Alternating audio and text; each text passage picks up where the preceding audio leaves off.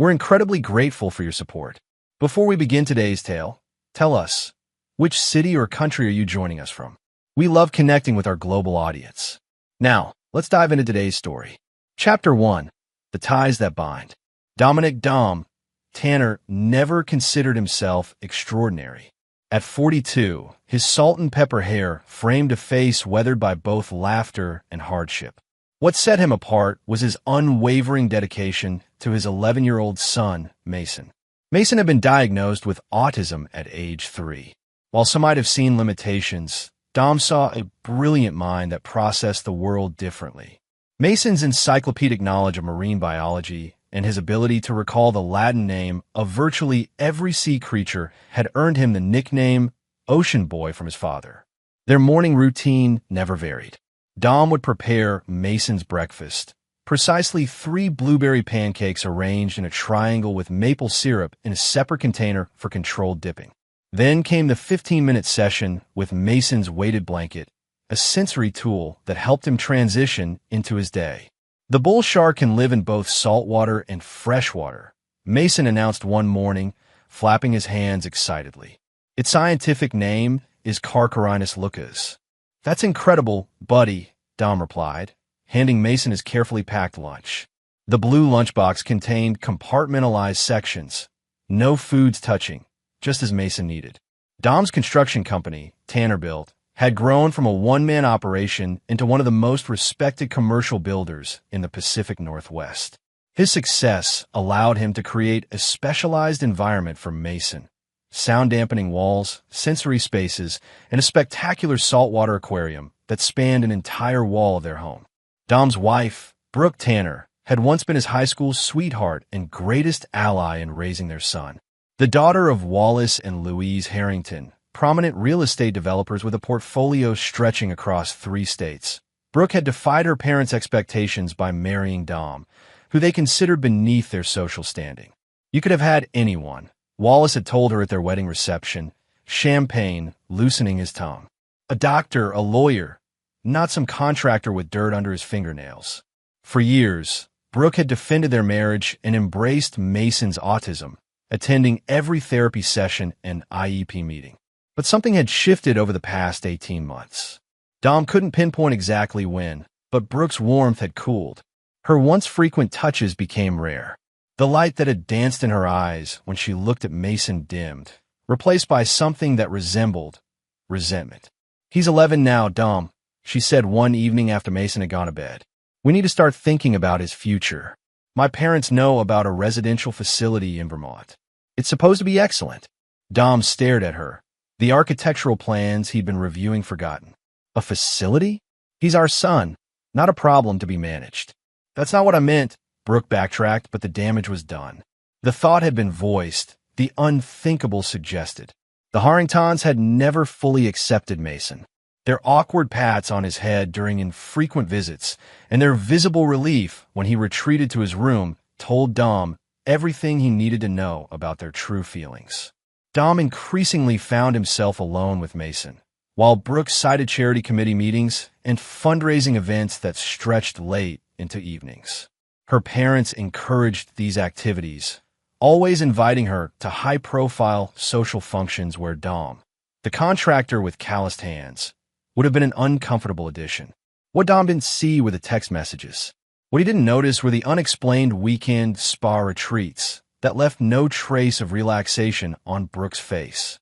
What he couldn't have known was that his marriage had already fractured, and he was simply living in the aftermath of a break that hadn't yet announced itself. Chapter 2. Fracture Lines. The invitation arrived on embossed stationery, the Harrington family crest stamped in gold at the top. The Harrington Annual Lake Retreat, it announced in flowing script.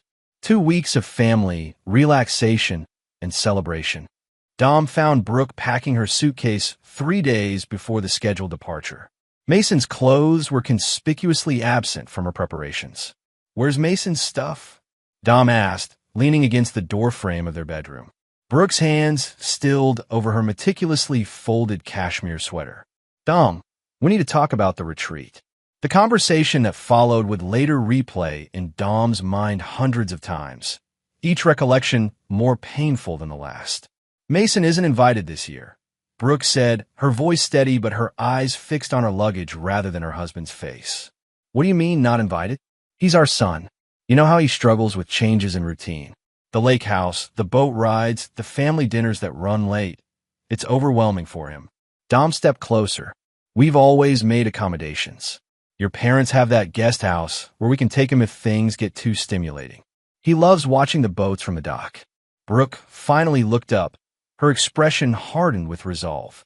My parents were clear this time. They wanted a normal family vacation, without outbursts or special arrangements. The word normal hung in the air between them like a physical barrier. And you agreed to this? Dom asked, his voice dangerously quiet. It's just 2 weeks, Dom. You're great with him. Much better than I am, honestly. This isn't about who's better with him. This is about our son being excluded by his own grandparents, and his mother allowing it. Brooke's shoulders squared defensively. My father had a minor heart scare last month. He doesn't want any additional stress. Mason isn't stress. He's a child who deserves to be with his family. I've already agreed, Dom. Please don't make this harder than it needs to be. Her tone carried finality, as though the matter was closed for discussion.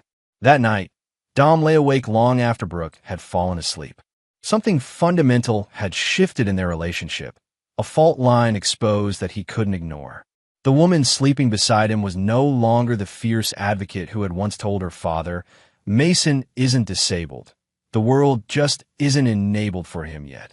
Over the next 2 days, Dom observed Brooke with new awareness. He noticed how she flinched slightly when Mason repeated the same fact about manta rays for the 4th time. How she slipped out of the room during his evening meltdown over a change in the dinner menu. How her smiles never quite reached her eyes when she told Mason, Mommy's going on a trip, but I'll bring you back something special. The day of departure arrived. Dom drove Brooke to her parents' expansive colonial-style home, where they would all leave together for their private airstrip. Mason had been left with his longtime behavioral therapist, Vanessa, who would stay at the house while Dom worked. I'll call every night, Brooke promised, kissing Dom briefly on the lips before exiting the car. Dom watched as she ascended the steps to her parents' front door, her posture straightening with each step as though shedding a weight. Wallace opened the door before she could knock, enveloping his daughter in a hug that seemed to convey not just affection, but approval. As Dom began to pull away, something caught his eye. A sleek black Range Rover parked in the circular driveway, a vehicle he didn't recognize from previous family gatherings. The momentary curiosity faded as he headed to the construction site where his crew was breaking ground on a new project. 3 days passed. Brooke's nightly calls were brief, filled with vague descriptions of sunset cruises and gourmet meals. She rarely asked about Mason, and when she did, she changed the subject quickly after Dom's updates. On the 4th day, a subcontractor failed to deliver crucial materials to Dom's work site. After numerous unsuccessful calls, Dom decided to visit the supplier personally. The detour took him past the private airfield where the Harringtons kept their jet. What he saw there changed everything. The Harrington jet was on the tarmac, apparently delayed due to mechanical issues according to the ground crew Dom casually questioned. But it wasn't the jet that froze Dom's blood in his veins. It was the family waiting in the private lounge, visible through the floor-to-ceiling windows. Wallace and Louise Harrington stood talking with Brooke.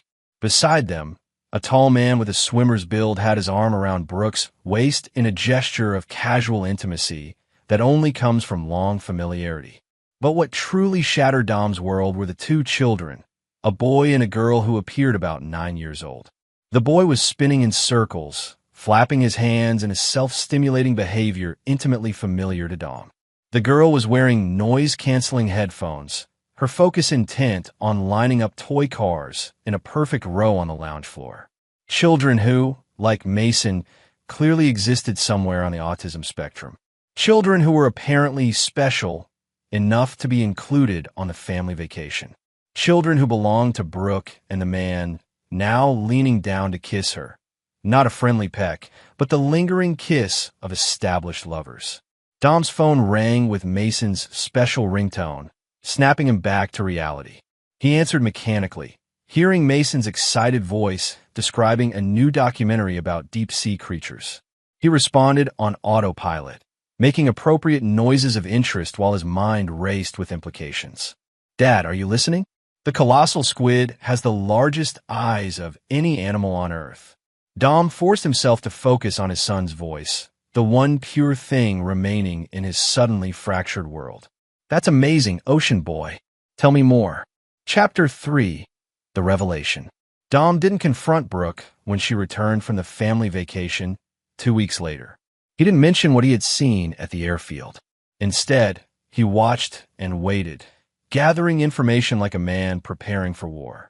He hired Blake Reed, a private investigator recommended by his company's security consultant. Reed was a former military intelligence officer who now applied his skills to domestic cases. "I don't need photographs of them together," Dom explained during their initial meeting in an anonymous coffee shop 20 miles from his home. "I need everything: timeline, finances, property, communications, the complete picture." Reed nodded, making notes in a leather-bound notebook. "The deeper I dig, the more expensive this gets. You sure you want the full excavation?" "Cost isn't an issue," Dom replied. "Just be thorough and discreet." While Reed conducted his investigation, Dom maintained a facade of normalcy. He prepared Mason's meals, attended his therapy sessions, and managed his construction business with outward calm. If Brooke noticed her husband's more distant demeanor, she gave no indication. 3 weeks after hiring Reed, Dom received a text with an address and time. The location was a nondescript office building that housed a tax preparation service, a travel agency, and, according to the directory in the lobby, the innocuously named Reed Consulting. Reed's office was Spartan: a desk, 3 chairs, filing cabinets, and computer equipment. No photographs or personal items humanized the space. The man himself had the coiled stillness of someone accustomed to patient observation. "What you're about to hear won't be easy," Reed began, sliding a leather portfolio across the desk. "But I believe in giving my clients the unvarnished truth." The truth, as it turned out, was more devastating than even Dom's worst suspicions.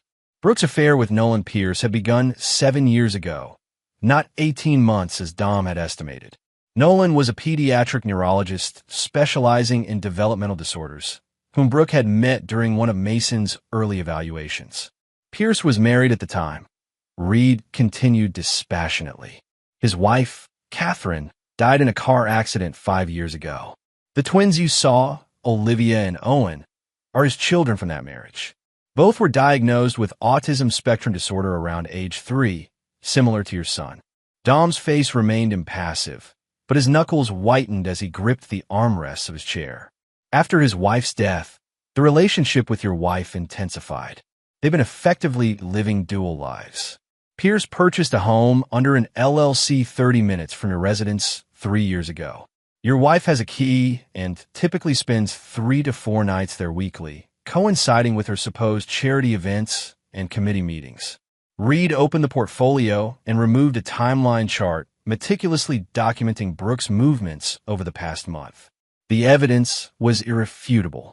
The Harringtons have been aware of the relationship for at least 4 years, based on electronic communications I was able to access. They've not only approved but facilitated meetings, creating cover stories, and lending their vacation properties for rendezvous. Dom's voice was eerily calm when he finally spoke. "Financial entanglements?" Reed nodded appreciatively at the question. "Significant. Your wife has been transferring funds to a separate account. Approximately $380,000 over the past 5 years, drawn from your joint accounts and her personal inheritance. She's also been making regular payments toward the mortgage on Pierce's property and contributing to private school tuition for his children." "My money has been supporting his children," Dom stated rather than asked. "Yes. Additionally, there's a joint investment portfolio established 2 years ago that's grown to just over $1.2 million. Dom absorbed this information with the same detached calculation he applied to complex structural engineering problems. "Have they discussed their future plans?" Reed hesitated for the first time. This is where it gets particularly concerning. Based on text exchanges and emails recovered from cloud backups, They've been planning a permanent arrangement. Your wife filed preliminary divorce papers 3 months ago, but hasn't yet had them served. He removed several printed emails from the portfolio. Their plan appears to hinge on gaining custody of your son. Pierce's professional credentials and your wife's family connections would be leveraged to argue that your work schedule makes you an unsuitable primary caregiver. There are indications they intend to suggest your home environment isn't optimally structured for your son's developmental needs, despite evidence to the contrary. Dom read the emails, which contained detailed strategies for separating him from Mason. The clinical language disguised a monstrous intent to take his son and integrate him into their new family unit, effectively erasing Dom from the equation. The Harringtons have already retained Sloane Davidson, Reed added. She's known for aggressive custody litigation, particularly in high-net-worth separations. Dom closed the portfolio with deliberate care. Is that everything? The essential points. Full documentation is on this encrypted drive.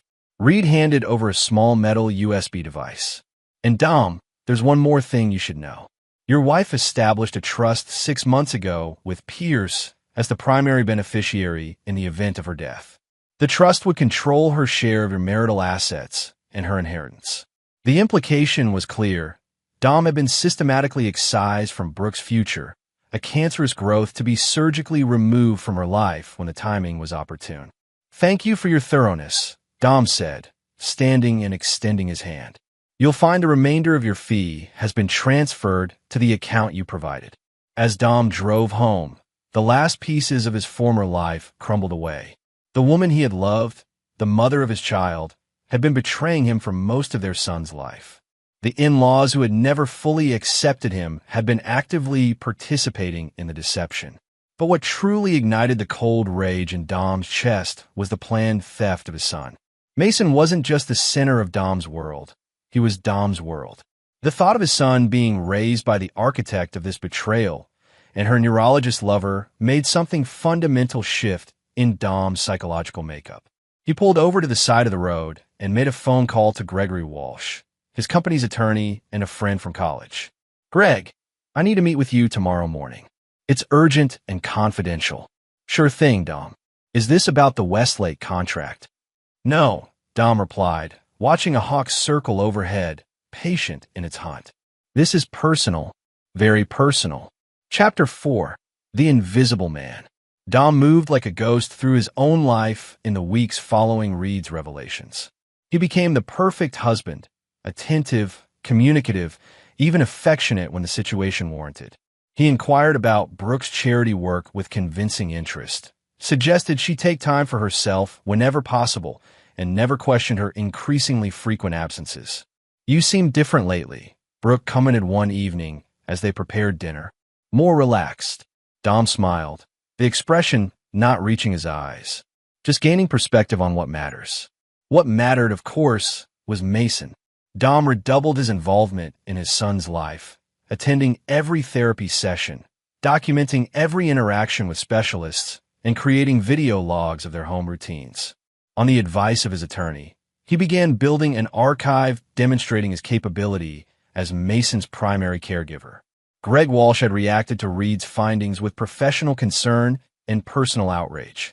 This is unconscionable, Dom, but we need to be strategic about how we proceed. I want sole custody, Dom had stated unequivocally, and I want to protect my business and assets. Given what you've shown me, we've got solid grounds. The financial diversions alone constitute marital waste. But custody battles get ugly, even with overwhelming evidence on one side. Walsh had connected Dom with Teresa Mendoza, a family law specialist with a reputation for handling complex custody cases involving children with special needs.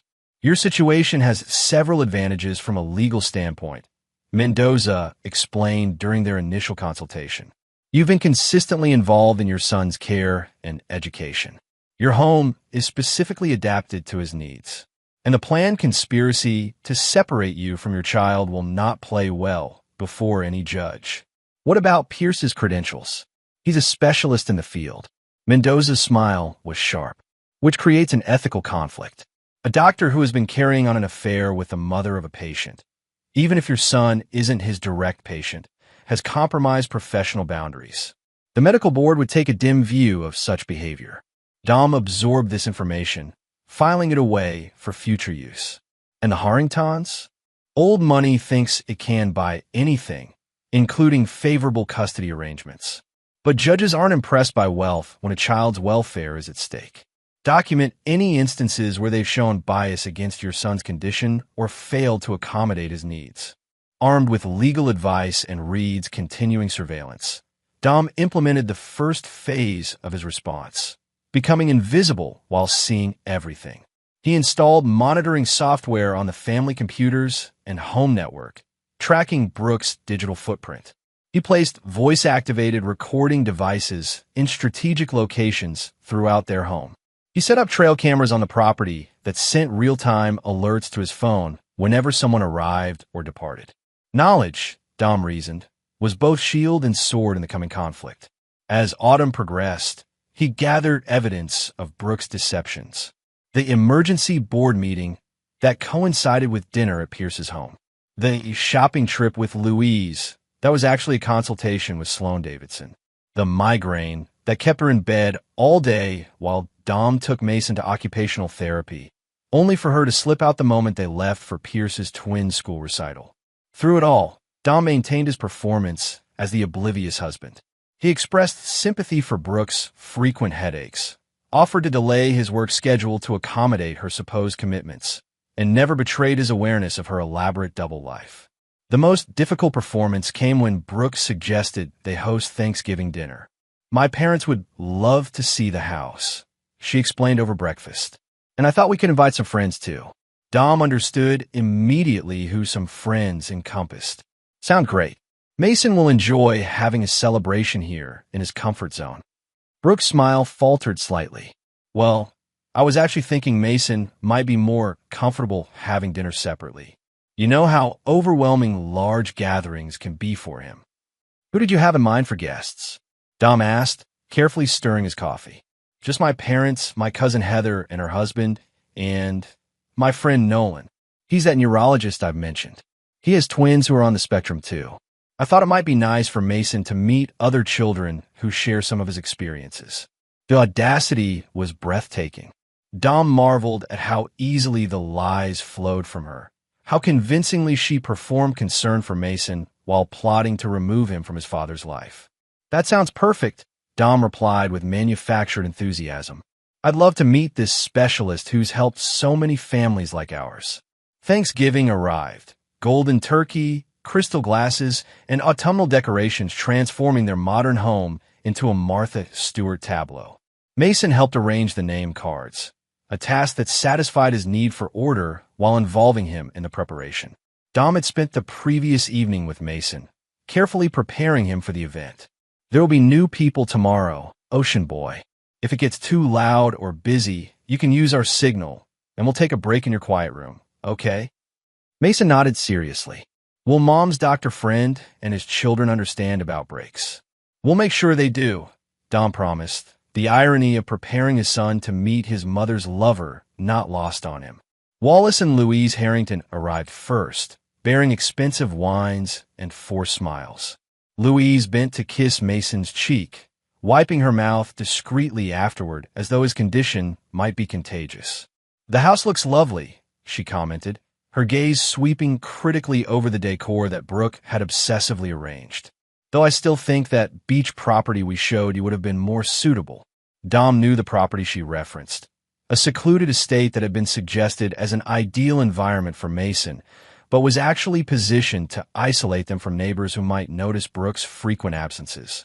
"Mason thrives on routine and familiar surroundings," Dom responded pleasantly. Uprooting him would have set his progress back significantly. Wallace harumphed, already pouring himself a scotch from Dom's liquor cabinet. Sometimes progress requires difficult adjustments.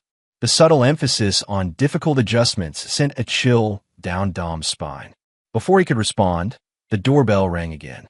Nolan Pierce was tall, conventionally handsome, and carried himself with the assured confidence of someone used to being deferred to.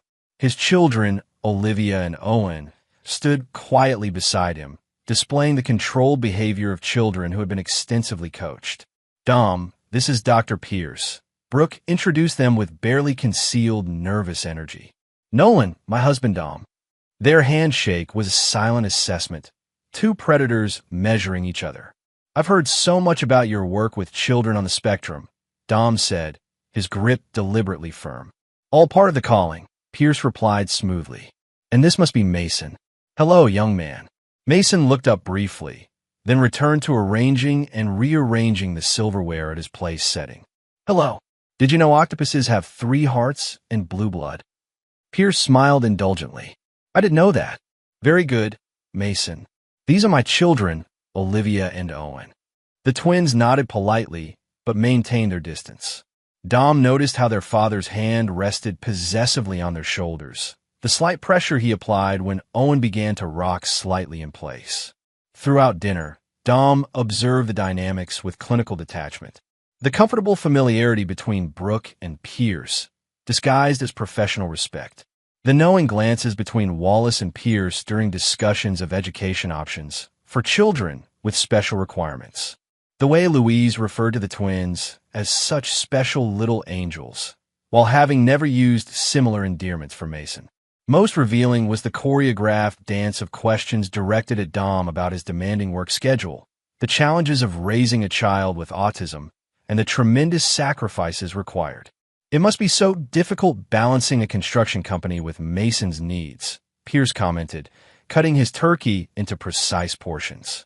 My practice gives me more flexibility to accommodate the twins' requirements. Actually, I've structured my business specifically to prioritize Mason, Dom replied evenly. My project managers handle the day-to-day operations, allowing me to be present for therapy appointments, school events, and home routines. Brooke quickly redirected the conversation. Nolan has been developing some fascinating new approaches to sensory integration therapy. He's even been invited to present at an international conference next spring. In Switzerland, Louise added with poorly disguised excitement. Brooke mentioned she might accompany him as his research assistant. Such an opportunity. Dom took a sip of wine, noting how Brooke paled slightly. That's the first I'm hearing of this. How long would this conference be, honey? It's just in the discussion phase, Brooke stammered. Nothing definite. Pierce stepped in smoothly. The invitation only arrived last week. I mentioned it to Brooke when we ran into each other at that fundraiser for autism research.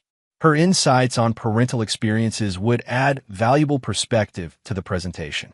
The practiced lie, the established alibi, the collaborative deception, all unfolded before Dom like a play he'd rehearsed but never performed.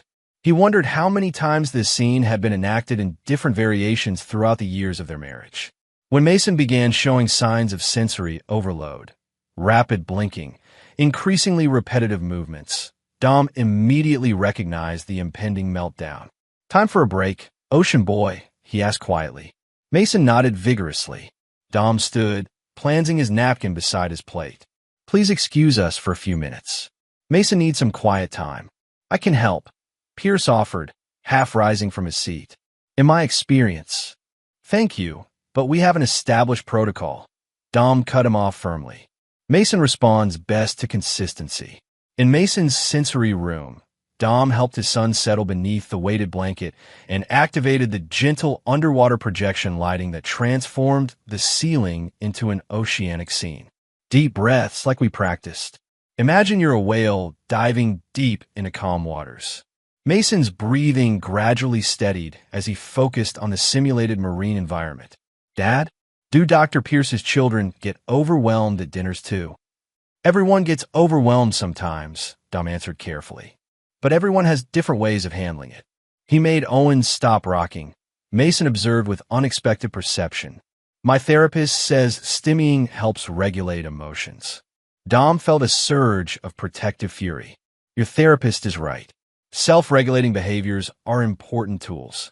When they returned to the dining room, the conversation had shifted to the Harringtons' recent real estate acquisitions.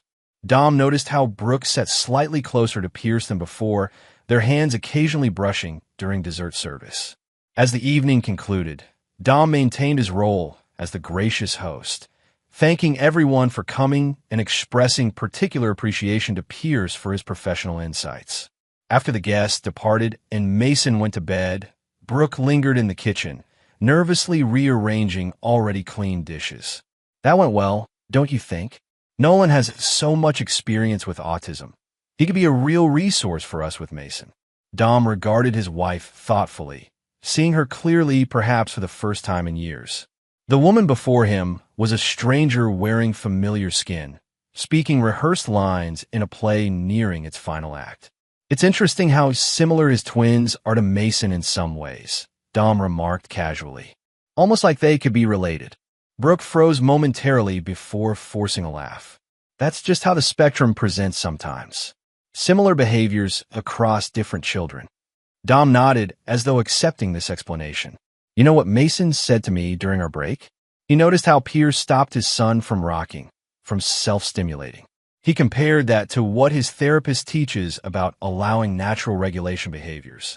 I'm sure Nolan knows what he's doing, Brooke defended quickly. He's an expert in the field. Expertise doesn't always translate to compassion, Dom observed, turning away to hide the contempt that threatened to break through his calm facade. I'm heading to bed. Don't stay up too late. That night, as Brooke slept beside him, Dom made his decision. He would not confront. He would not accuse. He would not engage in messy emotional scenes that would only traumatize Mason and allow Brooke and her conspirators to prepare counter-narratives. Instead, he would disappear, physically present, but emotionally and strategically ghost-like, observing, documenting, and preparing for the moment when his accumulated knowledge could be deployed with maximum effect. Let them believe their plans were proceeding undetected. Let them grow confident in their deceptions. Let them underestimate the father whose love for his son had transformed into something coldly implacable. The game board was set. The players had revealed their strategies. Now Dom would bide his time. Invisible, yet seeing everything. Silent, yet hearing all. As he orchestrated the systematic dismantling of those who sought to destroy what he held most precious. Chapter 5. Gathering Storms. Christmas approached with manufactured cheer. Brooke decorated the house with uncharacteristic enthusiasm, arranging for professional photographs of the three of them in coordinated holiday outfits. Dom recognized these efforts for what they were: evidence being created for future custody proceedings, visual testimony of a happy family unit with an involved mother. He played along, smiling for the camera while mentally cataloging each fabricated moment. Behind his cooperative exterior, Dom was assembling the components for his counter-strategy. His first priority was securing Mason's future. Working with Teresa Mendoza, he established a protection plan that would insulate his son from the coming conflagration. The trust needs to be ironclad, Dom insisted during a meeting in Mendoza's office. I want Mason's care, education, and therapy requirements guaranteed regardless of what happens with the divorce. We can structure it as a special needs trust, Mendoza explained, making notes in her legal pad. With you as trustee and a professional co-trustee as backup. The assets will be protected from creditors, divorce settlements, and cannot be diverted to any purpose other than Mason's benefit. Dom transferred significant personal assets into this arrangement, careful to use only funds that were indisputably separate property, inheritances, premarital investments, and business holdings established before his marriage. The movements were executed through a series of legitimate transactions that would withstand any future scrutiny. Simultaneously, he began restructuring Tannerbilt. His company attorney, Greg Walsh, introduced him to Lucia Reyes, a corporate restructuring specialist. Your current setup leaves you vulnerable, Reyes observed, reviewing the company's organizational charts. Your wife could potentially claim significant ownership interest based on marital property laws, even though she's had no involvement in operations. How do we address that? We create a holding company structure that segregates the core business assets from the operational entities. It's legitimate asset protection that many businesses implement for liability purposes. Over the following weeks, Tannerbilt underwent a corporate metamorphosis, emerging as a network of LLCs and operating companies under the umbrella of a newly formed holding company. The reconfiguration, documented meticulously as a standard liability protection measure, effectively insulated the business's most valuable assets while maintaining operational continuity. What about the Harringtons? Dom asked during a strategy session with his legal team. They've made it clear they're backing Brooke and Pierce. Greg Walsh leaned forward. That's where things get interesting. I've had researchers looking into their real estate empire, and there are inconsistencies worth exploring. What kind of inconsistencies? Let's just say some of their development projects have involved regulatory shortcuts that wouldn't withstand close examination. Nothing criminal necessarily, but definitely in the gray area of compliance. Dom considered this information thoughtfully. I don't want to blackmail them. That's not the play here. Not blackmail, Walsh clarified. Leverage. Information that creates a mutual interest in discreet resolution rather than prolonged public litigation. As January's chill settled over the city, Dom implemented the next phase of his preparation, securing allies. He reached out to key figures in Mason's support network, his developmental pediatrician, occupational therapist, behavioral specialist, and teachers, arranging private meetings to discuss his son's progress. During these conversations, he never mentioned the impending divorce or Brooke's infidelity. Instead, he focused on Mason's needs and his own efforts to create stability. The unspoken message was clear. Dom was the consistent, engaged parent in Mason's life. Dr. Eleanor Winters, Mason's developmental pediatrician for the past 7 years, was particularly direct during their meeting. To be frank, Mr. Tanner, I've had concerns about your wife's engagement with Mason's treatment plan for some time, she admitted after Dom inquired about recent therapy adjustments. Her attendance at consultations has become sporadic, and she often seems distracted when she does attend.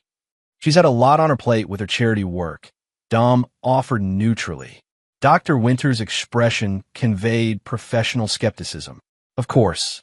However, in my experience, when one parent becomes significantly more involved than the other in managing a child's developmental needs, it often creates imbalances that affect the child's progress. Has Mason mentioned anything about these imbalances? Children are remarkably perceptive, especially those on the spectrum who often detect emotional undercurrents that neurotypical people miss. Mason has mentioned several times that Mom has important things to do when explaining her absences from activities he finds significant. Dom nodded, absorbing this information without visible reaction.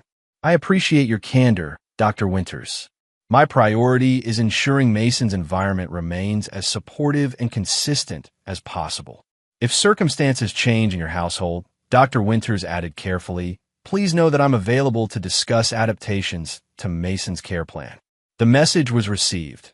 Dr. Winters had observed enough to form conclusions about the family dynamic and was positioning herself as an ally in Mason's best interest. Similar patterns emerged in conversations with Mason's other care providers. His occupational therapist mentioned Brooke's increasing tendency to drop Mason off for sessions rather than participating as previously agreed. His special education coordinator noted that Brooke had missed the last 3 IEP meetings, sending signed documents without discussion. None of these professionals explicitly criticized Brooke, but their observations created a consistent narrative of a mother gradually disengaging from her special needs child's care, while the father remained steadfastly involved. As February arrived, Dom sensed Brooke and her collaborators accelerating their timeline. The signs were subtle but unmistakable. Increased financial transfers to her hidden accounts, more frequent work dinners that extended into overnight absences, and heightened interest from the Harringtons in Mason's school performance and medical appointments. The catalyst came on a Tuesday evening when Dom returned from work earlier than expected. He found Brooke in their home office, hurriedly closing browser windows as he entered.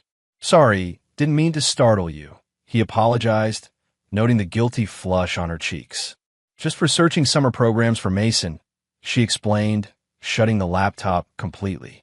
There's a specialized camp in Vermont that might be good for him. Dom pretended to accept this explanation, but later that night, after Brooke had fallen asleep, he accessed the browser history she thought she had cleared. The searches weren't for summer camps, but for apartments in the same school district as Pierce's twins' private academy.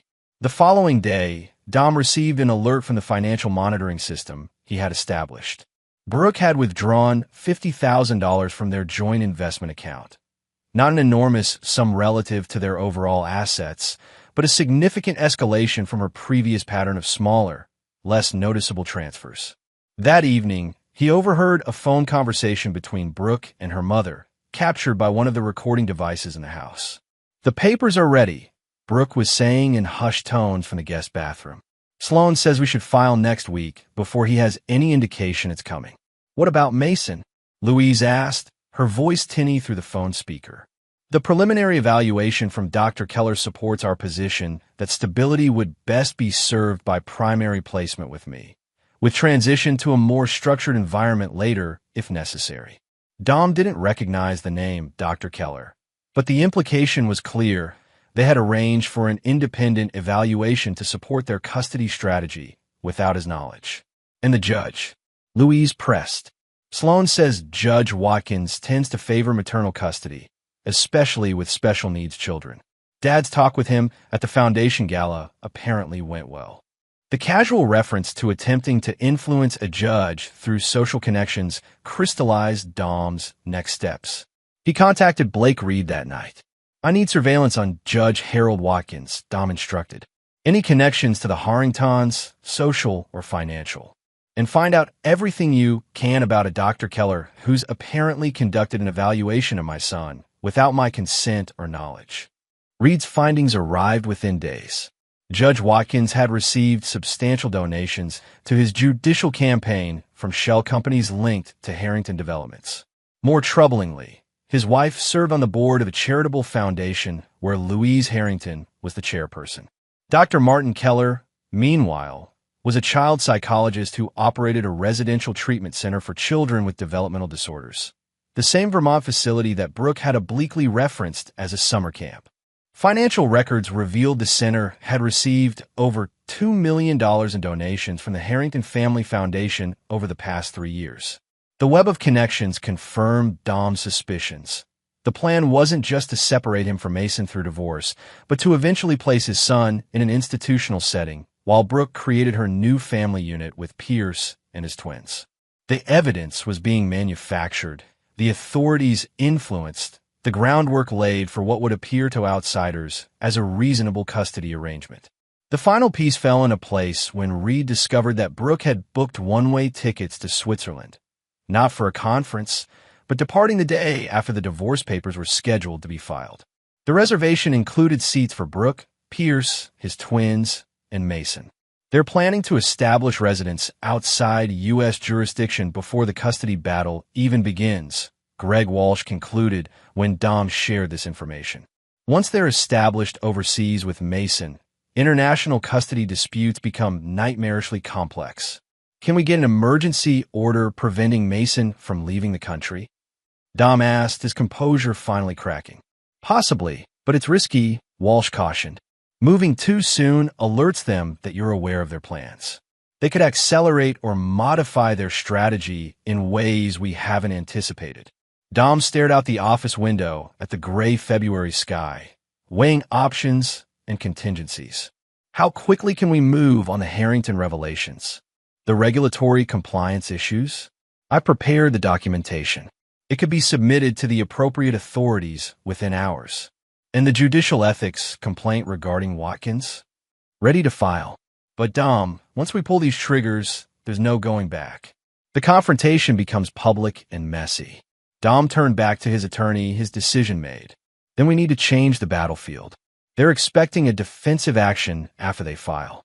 What they aren't expecting is for me to disappear before their first move. Disappear? Walsh echoed with concern. Not literally, Dom clarified. But I need to create circumstances where they believe their plan is proceeding while I'm actually controlling the sequence of events.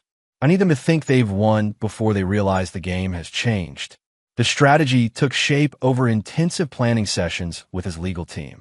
Rather than waiting for Brooke's attack, Dom would execute a precisely timed series of maneuvers that would disrupt their carefully orchestrated plan while protecting Mason from the fallout. First, he documented every aspect of their home environment and Mason's care routine through video recordings, creating an unimpeachable record of his son's stability and his own competence as a caregiver. Next, he secured affidavits from Mason's treatment team regarding his progress and the consistency of Dom's involvement versus Brooks' increasing absences. Finally, he prepared a comprehensive divorce filing of his own, complete with evidence of Brooks' infidelity, financial diversions, and conspiracy to separate him from his son. The filing was ready, but would only be submitted if specific trigger conditions occurred. As winter reluctantly yielded to early spring, the atmosphere in the Tanner household grew increasingly strained. Brooks' absences lengthened, her excuses became more elaborate, and her interactions with Mason took on a performative quality, affectionate gestures that happened to occur when Dom was present to witness them. Mason, with his heightened sensitivity to emotional undercurrents, began showing signs of anxiety, increased repetitive behaviors, sleep disturbances, and more frequent meltdowns. During one particularly difficult evening, after Brooke had left for another charity function, Mason curled against Dom's side on the couch during their nightly reading session. "Dad, is Mom going to live with Dr. Pierce?" he asked unexpectedly, his fingers tracing repetitive patterns on the fabric of Dom's shirt. The question landed like a physical blow. Dom carefully kept his voice even as he asked, "What makes you ask that, Ocean Boy?" "I heard her talking to Grandma Louise. She said the new house has a special room ready for Mason, and Nolan's children are excited about being a family." Dom took a deep breath, maintaining outward calm while rage churned beneath the surface. Sometimes grown-ups talk about possibilities that might not happen. "Did this conversation worry you?" Mason nodded, his movements becoming more agitated. "I don't want a different house. I don't want different brothers and sisters. I want my room and my aquarium and you." "Listen to me very carefully," Dom said, gently turning Mason to face him. "No matter what happens, you and I are a team. That won't change. Your home is here. Your room is here. Your aquarium is here. I promise you that." "Mom said promises sometimes have to change when circumstances change," Mason replied, repeating what was clearly a direct quote. In that moment, Dom's remaining doubts evaporated. The time for patient observation had ended. The gathering storm was about to break, and he would control where and how it made landfall. That night, after Mason was asleep, Dom made a series of calls activating the contingency plan he had developed with his legal team. The machinery of his counter-strategy hummed to life, setting in motion events that would irrevocably alter the battlefield his adversaries thought they understood. As dawn broke, Dom stood at the window of his home office, watching the first tentative rays of sunlight illuminate the carefully maintained property. In the peaceful moment before the household stirred to life, he allowed himself a brief acknowledgement of grief for the marriage he had believed in and the family that had never truly existed as he had perceived it.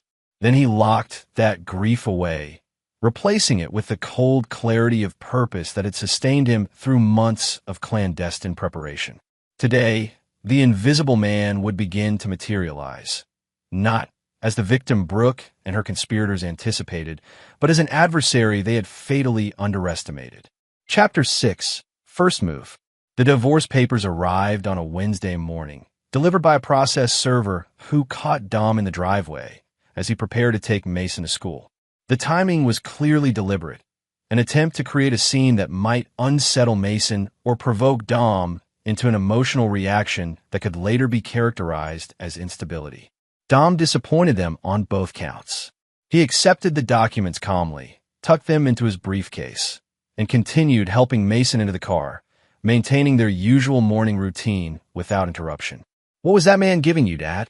Mason asked as they drove toward his specialized education center. "Just some more papers," Dom replied easily. "Nothing important that can't wait until after we talk about your ocean presentation. Have you decided which sea creatures you're going to include?" Mason launched enthusiastically into a detailed explanation of his planned presentation on deep-sea adaptations, the potential disruption averted through Dom's steady response. After dropping Mason at school, Dom drove not to his office, but to a conference room at Teresa Mendoza's law firm, where his legal team awaited. He placed Brooke's divorce filing on the table alongside the considerably thicker portfolio he had prepared. Right on schedule, he noted, checking his watch. What's our timeline looking like? Greg Walsh consulted his tablet. Judge Watkins is conveniently available for an emergency hearing this afternoon regarding temporary custody. Our sources indicate Brooke's attorney plans to request that Mason be placed primarily with her pending the final divorce settlement, citing your work obligations and the specialized care environment that peers can provide. Dom nodded, unsurprised. And our countermeasures? Teresa Mendoza slid a document across the table. Judge Patricia Alvarez has reviewed our evidence of potential judicial misconduct and conflict of interest. She's issued this order reassigning all family court matters involving the Harrington family connections to her court, effective immediately. On what grounds? Administrative necessity and case management efficiency, Mendoza explained with a slight smile. Entirely routine judicial administrative matters that happen to completely derail their carefully constructed influence network. Walsh continued the briefing. The regulatory investigations into the Harrington development projects have been initiated. No public actions yet, but the internal reviews have already frozen approvals on 3 major projects, including the downtown high-rise that's the centerpiece of their current portfolio. What about Mason's protection? Dom asked, focusing on his primary concern. The temporary guardianship papers are prepared, Mendoza assured him. At your signal, we'll file for emergency appointment of Vanessa Reyes as Mason's temporary co-guardian alongside you. As his long-term behavioral therapist, she has established credentials regarding his care needs, and her affidavit strongly supports maintaining his current living environment and routines. Dom reviewed the document's attention to detail, then checked his watch again. Brooke will be expecting me to call her in panic once I've been served. When I don't, she'll escalate. Probably try to ambush me at the office or create some emergency situation involving Mason. We've coordinated with Mason's school, Walsh confirmed. They've been instructed that only you are authorized to pick him up today, and security has been notified of potential custody issues. We've also arranged for our investigator to maintain surveillance on Brooke's movements. Dom stood, straightening his jacket. Then it's time for me to be visible. I'll be at my office, conducting business as usual. Let them make the next move thinking I'm unaware of what's coming. As predicted, Brooke called Dom's cell phone repeatedly throughout the morning. He let the calls go to voicemail, listening to her increasingly agitated messages between meetings. Dom, we need to talk about what happened this morning. Dom, please call me back. This doesn't have to be difficult. Dom, my attorney says it's in everyone's best interest if we discuss temporary arrangements for Mason. At noon, he received a text from Blake Reed. Subject B meeting with Subject P at downtown location. Subject W observed entering same location 10 minutes later. Brooke, Pierce, and Wallace Harrington were having an emergency strategy session, undoubtedly recalibrating due to Dom's unexpected non-reaction to being served. At 2:30 p.m., Dom's assistant interrupted a project meeting. Mr. Tanner, your wife is here. She says it's urgent regarding Mason. Dom excused himself and went to the reception area, where Brooke waited with a facade of distress that didn't quite reach her eyes. She had dressed carefully in a conservative outfit that projected responsible motherhood, her hair and makeup impeccable yet understated. Dom, I've been trying to reach you all day, she began, her voice calibrated to carry just enough to be overheard by the receptionist without seeming intentionally theatrical. Is there somewhere we can talk privately about Mason? Dom led her to a small conference room, closing the door with deliberate calm. What's this about Mason? Is he all right?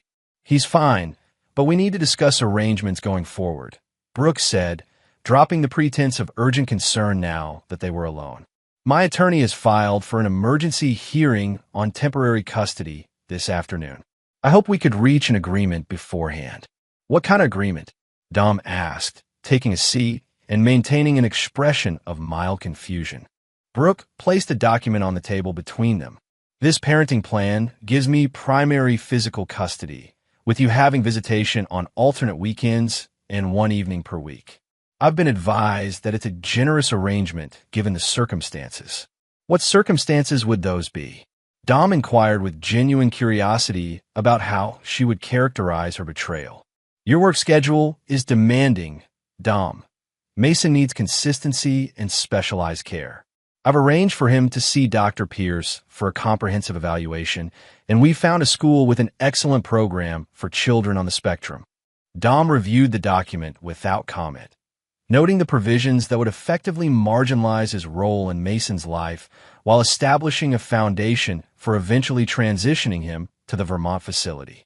This seems comprehensive, he finally said, looking up to meet Brooks' gaze directly. You've clearly put a lot of thought into this plan. A flicker of uncertainty crossed Brooks' expression at his unexpectedly reasonable tone. It's what's best for Mason. He needs stability during this transition. Stability, Dom repeated thoughtfully. That's an interesting choice of word, considering you're proposing to remove him from the home he's known his entire life, separate him from his established care providers, and insert him into a newly formed household with a man he barely knows and children he's met once. Brooks' posture stiffened. Nolan is a specialist in developmental disorders. His experience with his own children gives him unique insight into Mason's needs. Yes, Nolan Pierce, Dom said conversationally. Pediatric neurologist, widower, father of twins on the autism spectrum, and your lover for the past 7 years. That Nolan Pierce. The color drained from Brooks' face. What are you talking about? Please, Brooke, let's not waste time with denials. I know about the affair. I know about the house he purchased where you spend 3 or 4 nights each week. I know about the financial transfers, the trust you established with him as beneficiary, and the Swiss arrangements you've made for after the divorce. You've been spying on me, she demanded, indignation replacing shock. That's illegal. My attorney will. Your attorney has more pressing concerns at the moment. Dom interrupted mildly. Judge Watkins has been removed from our case due to his undisclosed connections with your family. The emergency hearing you scheduled has been canceled pending reassignment to Judge Alvarez's court. Brooks' expression cycled rapidly through disbelief, alarm, and calculation. This doesn't change anything, Dom. The courts always favor maternal custody, especially with special needs children. Under normal circumstances, perhaps. But these aren't normal circumstances, are they? Not when the mother in question has been systematically preparing to alienate the child from his father, diverting marital assets to support her paramour's household, and conspiring with her parents to influence judicial proceedings. Dom slid a thumb drive across the table. This contains a small sample of the evidence I've accumulated. Voice recordings of your conversations with your parents discussing your plans for Mason. Financial records tracking the money you've transferred to accounts linked to Pierce. Travel itineraries for one-way flights to Switzerland scheduled for next week. You wouldn't use this, Brooke challenged, though her voice lacked conviction. A public custody battle would be traumatic for Mason, which is precisely why I prepared an alternative proposal. Dom removed a second document from his briefcase. My terms are straightforward. I retain full physical and legal custody of Mason. You receive the standard visitation schedule if you choose to remain in the country. The marital estate is divided equally, excluding my business interests and the assets you've already diverted. In exchange, none of this becomes public. Brooks stared at him in disbelief. You can't possibly think I'd agree to this. Actually, I expect your initial rejection, Dom acknowledged. But when you discuss it with your father, he'll recognize it as the only viable option that preserves the Harrington reputation and business interests. What are you talking about? At this moment, regulatory investigators are reviewing the permitting processes for the Harrington Market Street development, the Riverside project, and the Harbor Point complex. The preliminary findings suggest systematic code violations, improperly expedited approvals, and potential ethics breaches by certain officials who received substantial campaign donations from Harrington-affiliated entities. Dom spoke these devastating revelations in the same mild tone he might use to discuss weather forecasts. Nothing criminal, necessarily, just business practices that wouldn't withstand public scrutiny or extended regulatory investigation. Brooks' composure finally cracked. You're bluffing. You wouldn't destroy Mason's grandparents. I'm simply ensuring that Mason's best interests are protected, Dom corrected. The investigations proceed or halt depending entirely on how we resolve our current situation. This is blackmail. No, Brooke, this is consequences. For 7 years, you've maintained a double life. For 7 years, you've diverted family resources to support another household. For 7 years, you've planned to separate me from my son. Did you really believe there would be no reckoning? Dom stood, gathering his briefcase. You have until tomorrow morning to discuss my proposal with your parents and peers. After that, I file my own divorce petition with all supporting evidence, and the regulatory investigations proceed regardless of your decision. Dom, wait, Brooke called as he reached the door. What about Mason? Have you even considered what this will do to him? Dom turned back, allowing genuine emotion to surface for the first time. Mason is the only person I've considered throughout this entire process. Unlike you, I haven't been planning to ship him off to a residential facility in Vermont once he becomes inconvenient to my new life. Brooke's shock confirmed that Dom had uncovered even the aspects of their plan they believed most carefully concealed. Yes, I know about the Vermont Center and Dr. Keller's prearranged evaluation. I know everything, Brooke. Every plan, conversation, betrayal. There is nothing you can say or do that will surprise me now. He left her sitting stunned in the conference room, her carefully constructed world collapsing around her. As he walked through his office, Dom maintained the composed demeanor his staff expected, giving no indication that he had just delivered an ultimatum that would determine his family's future. That evening, after picking up Mason from school and maintaining their regular dinner and homework routine, Dom received a series of increasingly frantic messages from Wallace Harrington, culminating in a demand to meet at the Harrington home immediately. Not possible, Dom replied via text. Mason's bedtime routine takes priority. The response was immediate. This is about Mason's future. Yes, it is, Dom answered. And any disruption to his established routines would be contrary to his best interests, something I'll be happy to explain to Judge Alvarez if necessary. By systematically referencing the judge who had replaced Watkins in their case and declining to engage on their preferred timeline, Dom maintained control of the interaction while signaling his unwavering position. After settling Mason for the night, Dom sat in his home office reviewing security camera feeds. As expected, Brooke did not return home. Instead, surveillance showed her arriving at Pierce's house, where Wallace and Louise Harrington's car was already parked in the driveway. His phone rang at 11:42 p.m. The caller ID showed Greg Walsh. They've reached out, Walsh reported without preamble. Sloan Davidson contacted me, proposing a private mediation tomorrow morning to resolve all outstanding issues amicably. Their translation from panic to formal legal channels was quicker than I expected, Dom observed. Did she indicate any specific terms?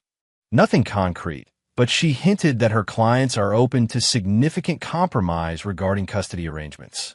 She also mentioned that certain administrative reviews might be causing undue hardship to uninvolved parties, meaning the regulatory investigations are already causing problems for Harrington projects, Dom translated.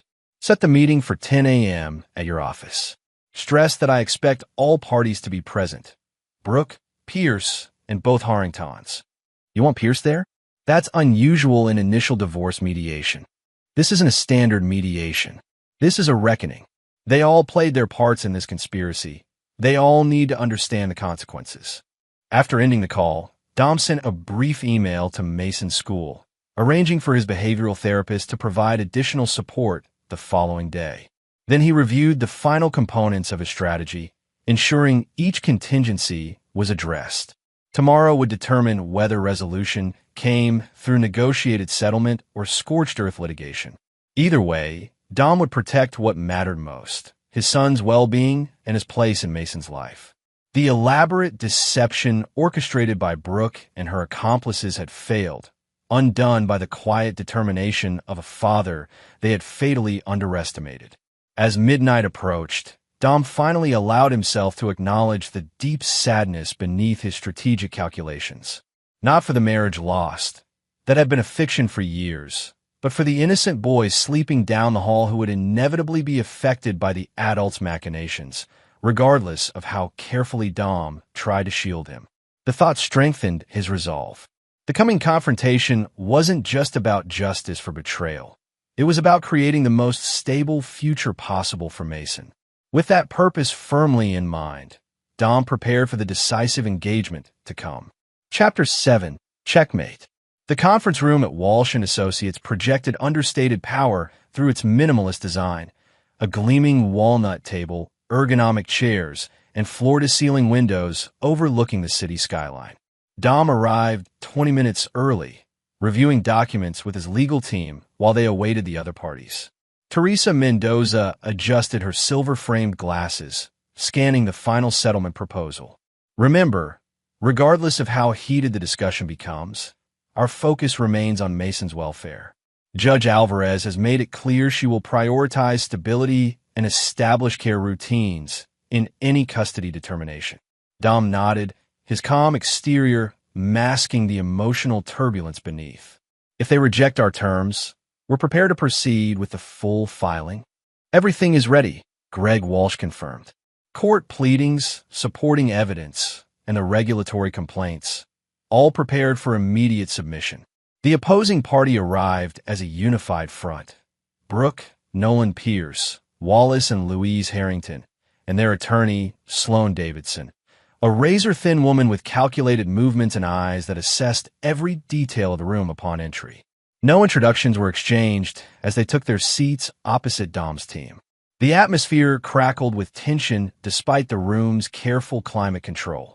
Davidson opened. We appreciate the opportunity to discuss amicable resolution of this unfortunate situation. My clients are committed to finding arrangements that serve Mason's best interests while acknowledging the valid concerns of all parties. That's a welcome change from yesterday's unilateral custody demand. Mendoza responded evenly. Has your position evolved regarding primary physical custody? Davidson glanced briefly at Wallace Harrington before continuing. We believe a more balanced approach may be appropriate. Perhaps a joint physical custody arrangement with structured transitions between households. Dom remained silent, observing the dynamic among the opposing group. Brooke sat rigidly beside Pierce, whose hand occasionally brushed hers beneath the table in what was meant to be a reassuring gesture.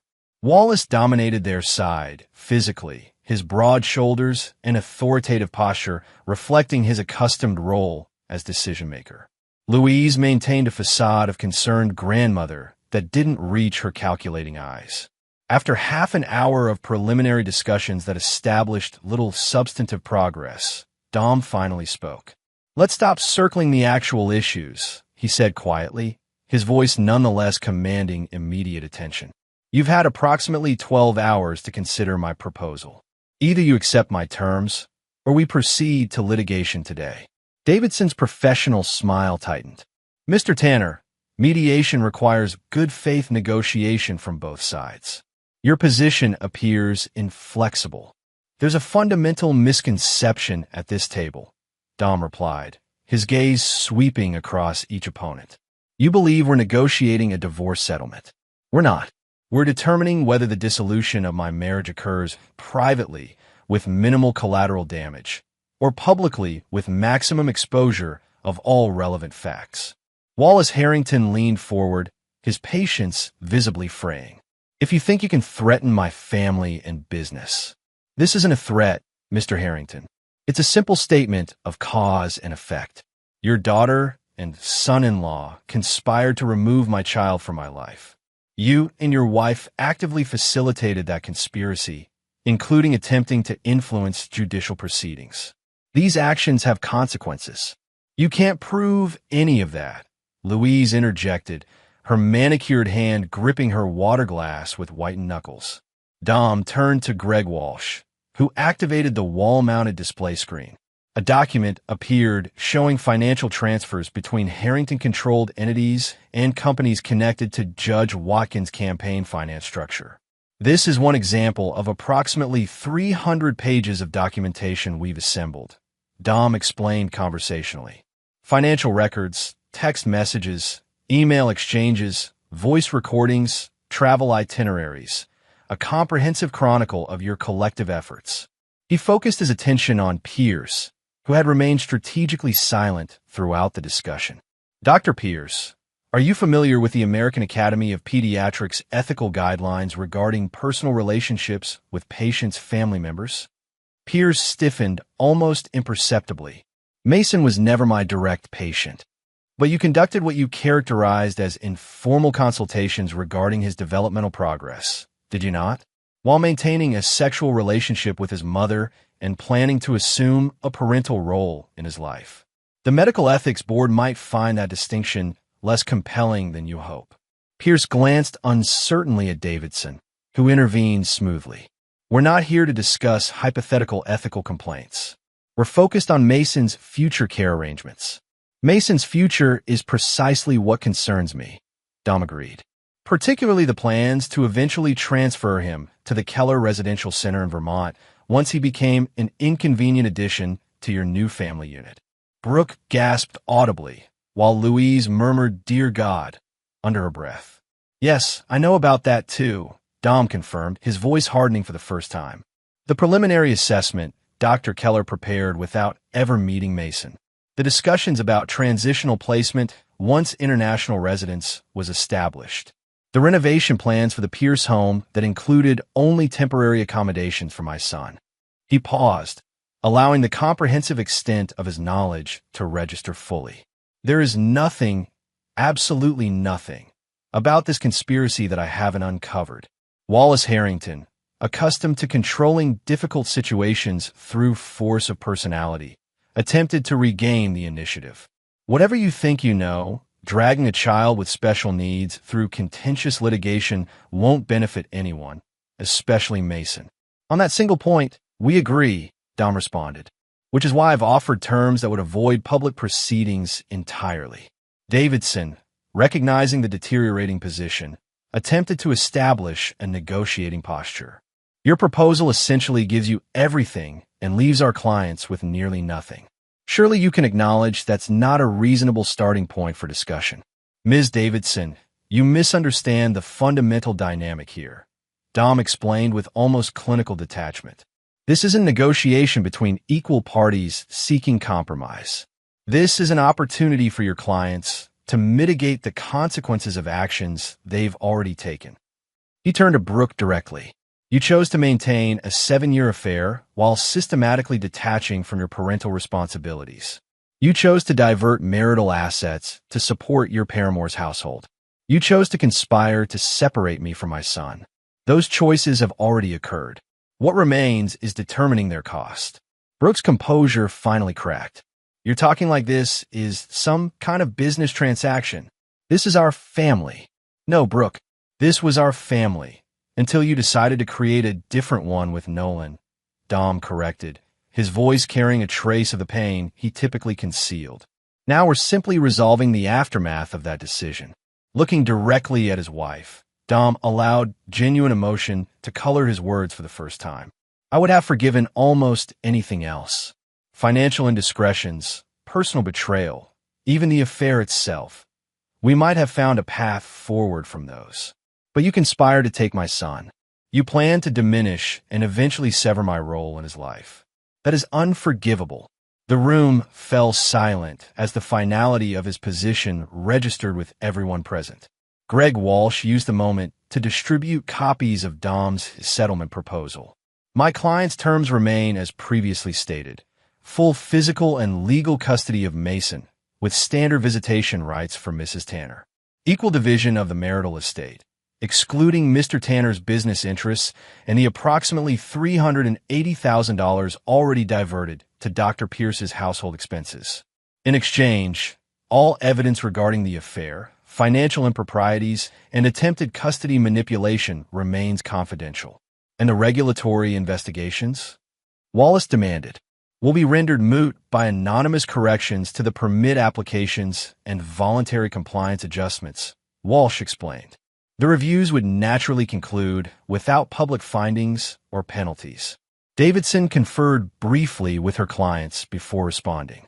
We need to discuss these terms privately. Of course, Mendoza agreed. We'll give you the room, but be aware that our timeline is constrained. If we don't have acceptance by noon, we'll proceed with court filings this afternoon. Dom and his legal team relocated to an adjacent office while the opposing parties deliberated. As they waited, Dom found himself unexpectedly calm. After months of clandestine preparation and strategic maneuvering, the matter was finally approaching resolution. They'll accept, Walsh predicted, checking his watch.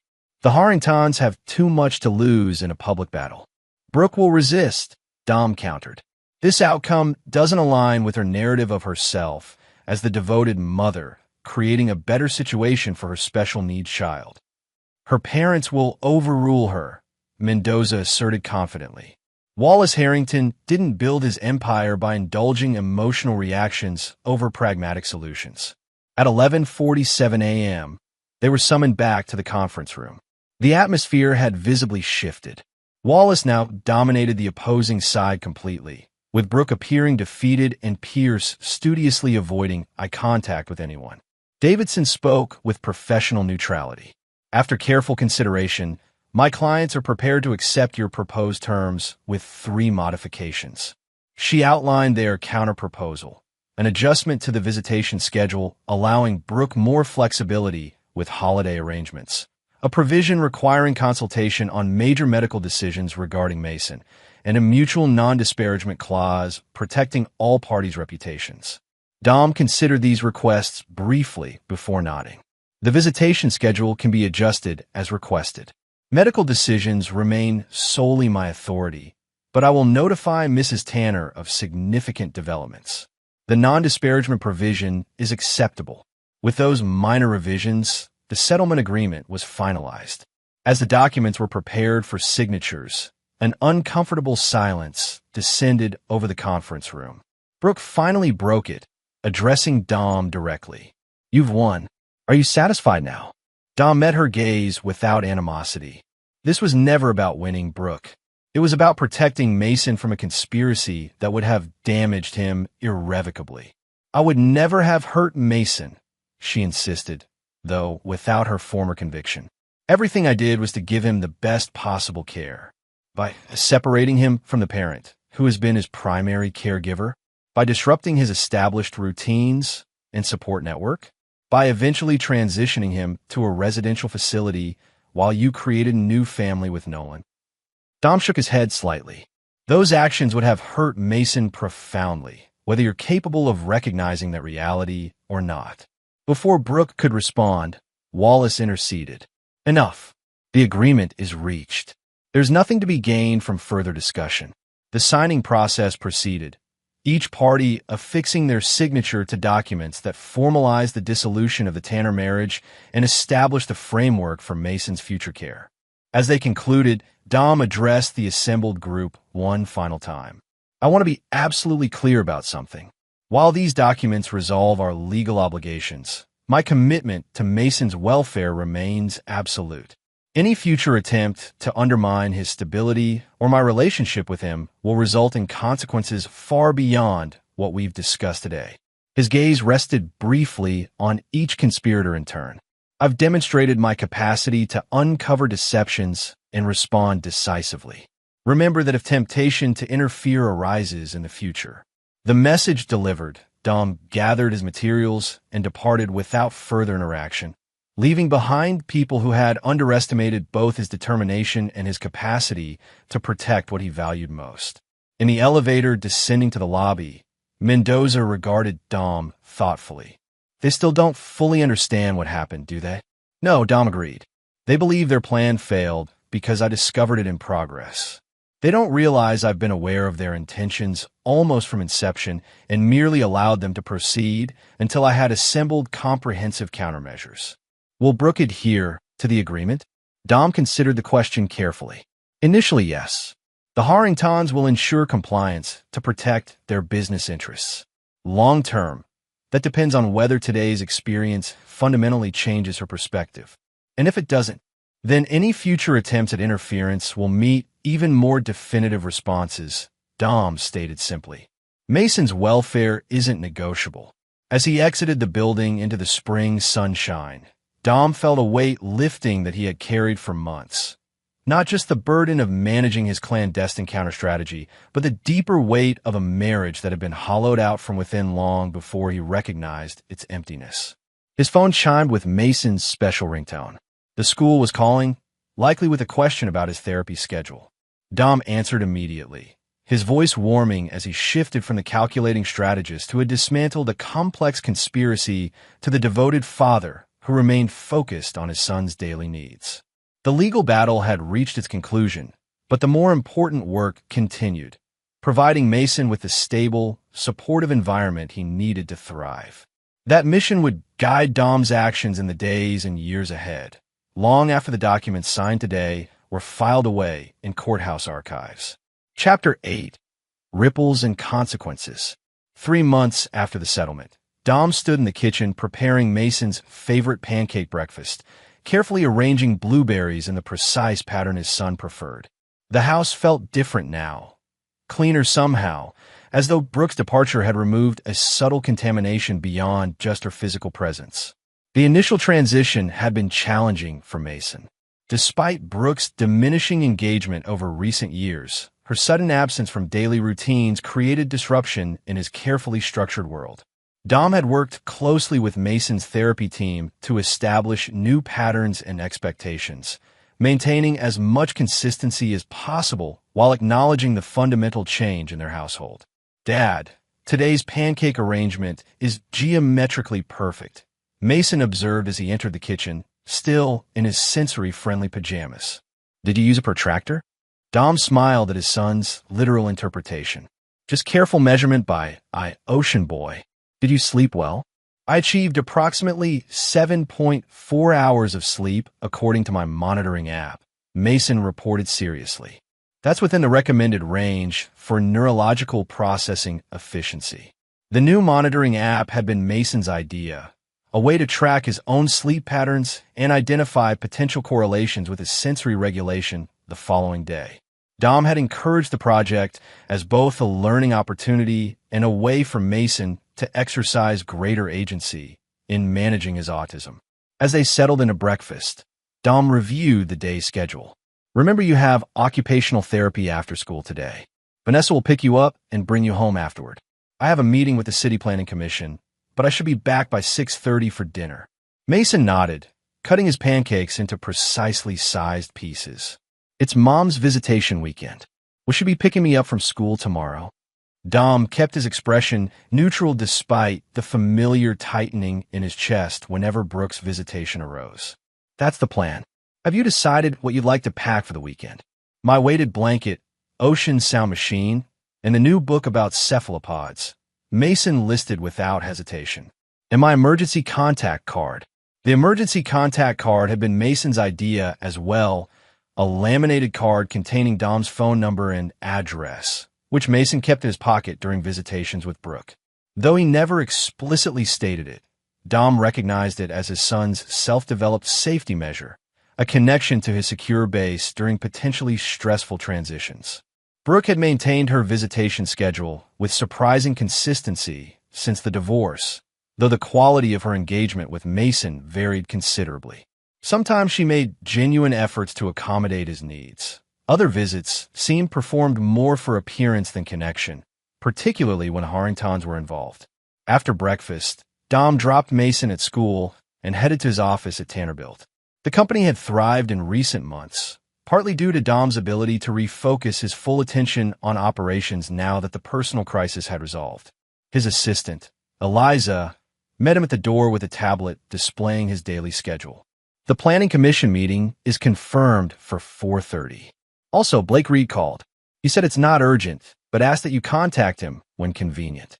Dom raised an eyebrow at the mention of the investigator. Though their formal professional relationship had concluded, Reed occasionally shared information he encountered that might be relevant to Dom's interests. In the privacy of his office, Dom returned the call. "Hope I'm not disturbing anything important," Reed began without preamble. "Just thought you should know about some developments with your former in-laws." "What kind of developments?" "The Harrington Market Street project is facing serious financial trouble. They've lost 2 major investors in the past month, and construction has stalled on the upper floors." Dom processed this information with mild interest, but no satisfaction. The Harringtons' business challenges were no longer his concern, provided they maintained their distance from his affairs with Mason. Any indication this might affect their compliance with our agreement? He asked, cutting to his primary concern. Nothing direct, Reed answered. But financial pressure sometimes motivates desperate measures. Thought you should be aware of the changing circumstances. I appreciate the heads up. Anything else I should know? Reed hesitated briefly. Your ex-wife and Pierce have been house hunting in the school district where you and Mason live. They've toured 3 properties within a 5-mile radius of your home in the past 2 weeks. This development was more concerning. The settlement agreement didn't restrict where Brooke could live, but the strategic implications of relocating closer to Mason's school and Dom's residence were troubling. Any contact between Pierce and Mason's school or therapy providers? Dom asked, mentally reviewing potential vulnerabilities. Nothing documented, but it might be worth refreshing your privacy protections with those entities. After ending the call, Dom sat contemplating this new information. The settlement agreement had resolved the immediate crisis, but the underlying motivations remained unchanged. Brooke, Pierce, and the Harringtons had accepted defeat tactically while potentially maintaining their strategic objectives. Dom scheduled a meeting with his legal team to review contingency measures, then focused on his immediate work priorities. The Planning Commission meeting that afternoon would determine approval for a major commercial development that could significantly expand Tanner-Built's portfolio. As he reviewed the presentation materials, Dom's phone chimed with a text from Vanessa, Mason's behavioral therapist. Unusual situation at therapy today.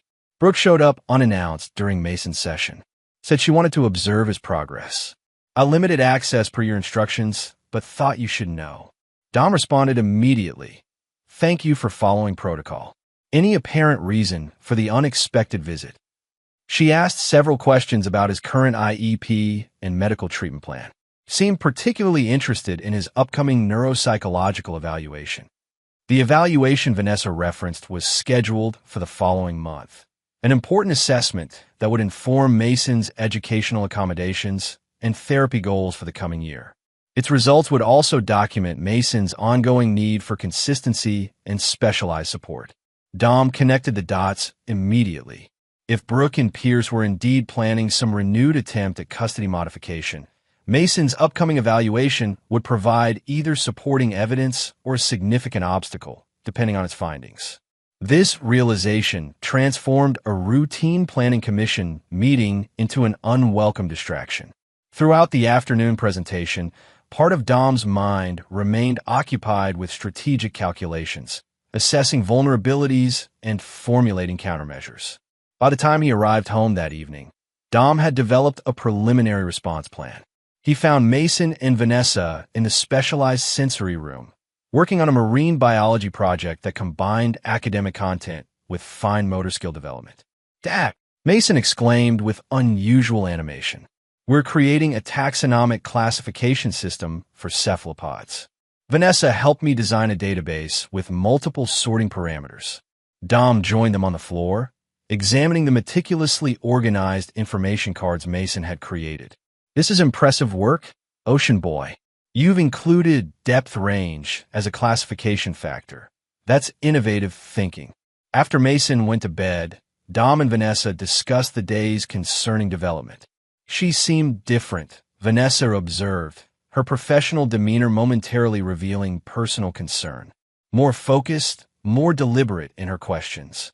In the past, her interest in Mason's therapy progress always seemed performative, checking boxes without genuine engagement.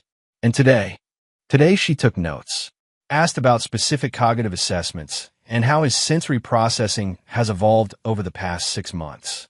It felt like preparation. Dom nodded grimly. Reed's information suggests they may be positioning for another attempt at custody modification, moving closer to our neighborhood, gathering updated information on Mason's care needs. These are preliminary steps toward establishing themselves as a viable alternative placement. But the settlement agreement. Establish current arrangements, not permanent ones. Custody determinations can always be revisited if a party can demonstrate significant change in circumstances. Vanessa's expression hardened. Mason has made tremendous progress in his current environment. His anxiety levels are down, his self-regulation strategies have improved, and his academic engagement has increased significantly. Disrupting that stability now would be detrimental to his development, which is precisely why we need to ensure his upcoming evaluation thoroughly documents that progress and its connection to his current living situation, Dom agreed. I'll contact Dr. Winters tomorrow to discuss ensuring the assessment protocol captures the full context of Mason's home environment. After Vanessa departed, Dom sat alone in his home office, reviewing the household security system that had become second nature during the months of clandestine monitoring. Though he had disabled most of the internal surveillance after Brooks' departure, maintaining only standard home security, he now considered whether additional measures might be prudent. The thought immediately troubled him. He had promised himself that the intense vigilance of the divorce period would not become a permanent state of mind, that he wouldn't allow the betrayal to transform him into someone perpetually anticipating threats. Yet the protection of Mason required pragmatic assessment of genuine risks, not just psychological healing from past injuries. Finding the balance between reasonable precaution and paranoid hypervigilance would be an ongoing challenge. Dom's phone chimed with a text from an unexpected source. Louise Harrington. Need to speak with you privately. Important regarding Mason's welfare. Please call when convenient.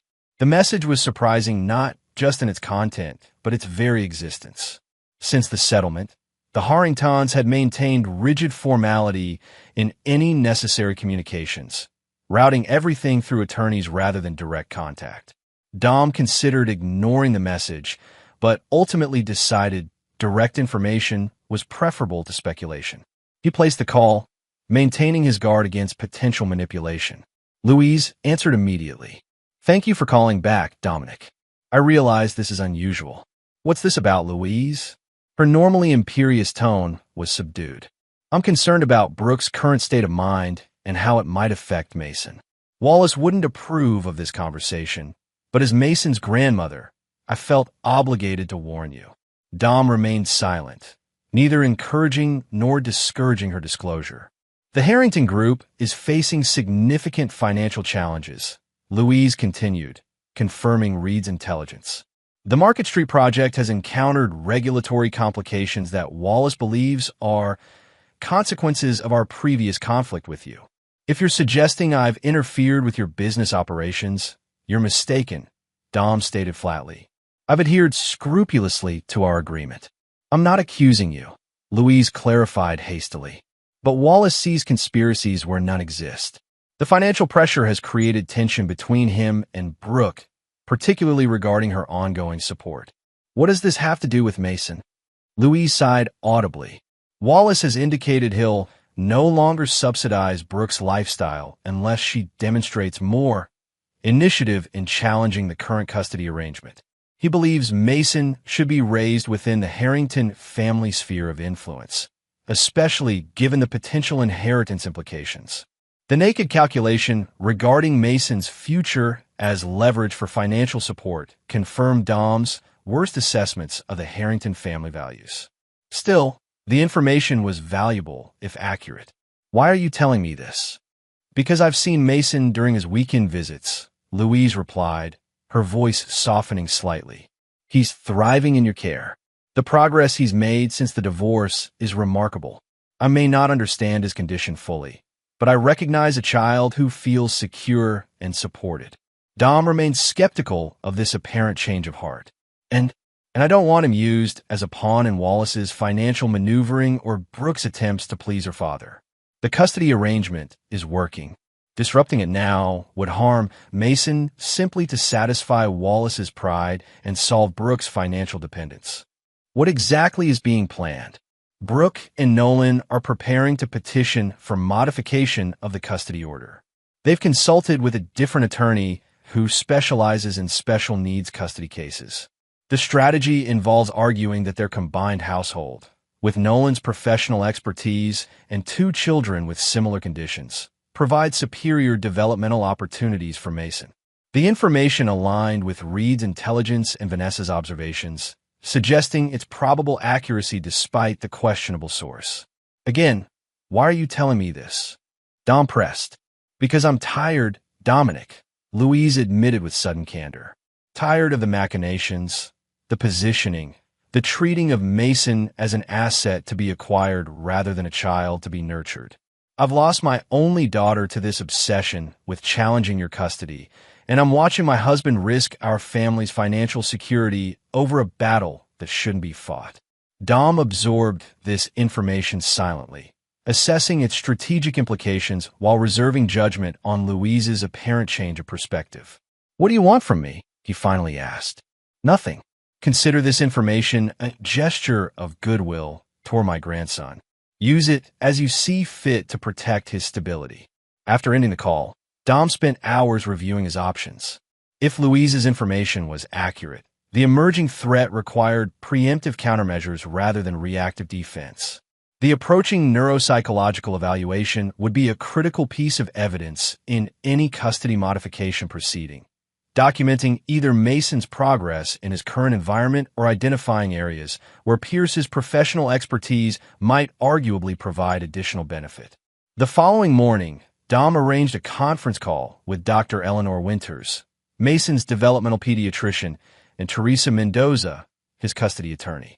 I want to ensure the upcoming evaluation thoroughly documents not just Mason's current functioning, but the environmental factors that have supported his recent progress, Dom explained after sharing the intelligence he had gathered. Dr. Winters responded with professional concern. The standard protocol already includes environmental assessments, but we can certainly expand that component. Mason's improvements over the past quarter have been significant. Reduced anxiety, improved social interaction, more effective self-regulation strategies.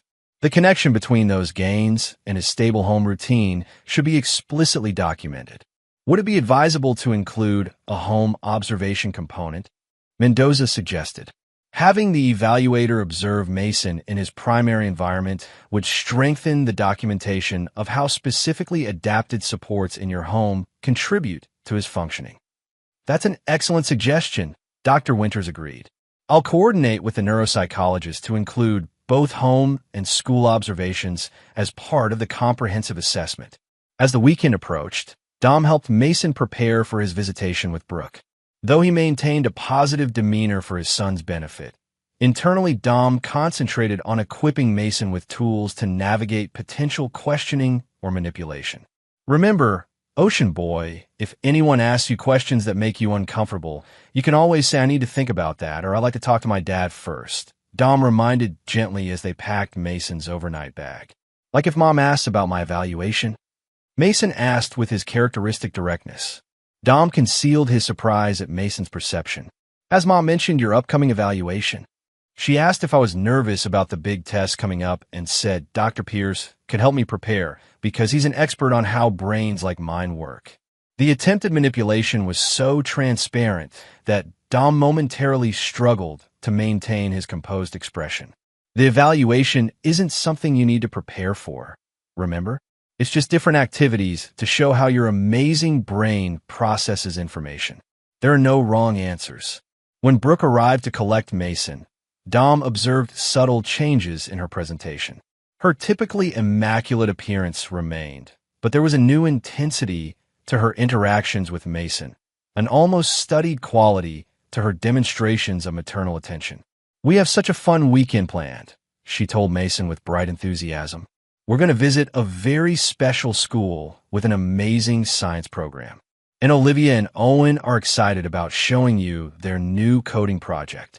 Dom noted the strategic nature of these activities, highlighting educational opportunities not available in Mason's current school and encouraging connection with Pierce's children. The choreography was obvious to an informed observer. Mason has occupational therapy on Monday morning, Dom reminded Brooke as they prepared to depart. He'll need to be back Sunday evening to maintain his sleep routine. Actually, I was hoping to keep him through Monday morning, Brooke countered. Nolan has arranged for Mason to meet the director of the Cognitive Development Center. It's a wonderful opportunity. Any changes to the visitation schedule need to be arranged in advance, Dom responded firmly.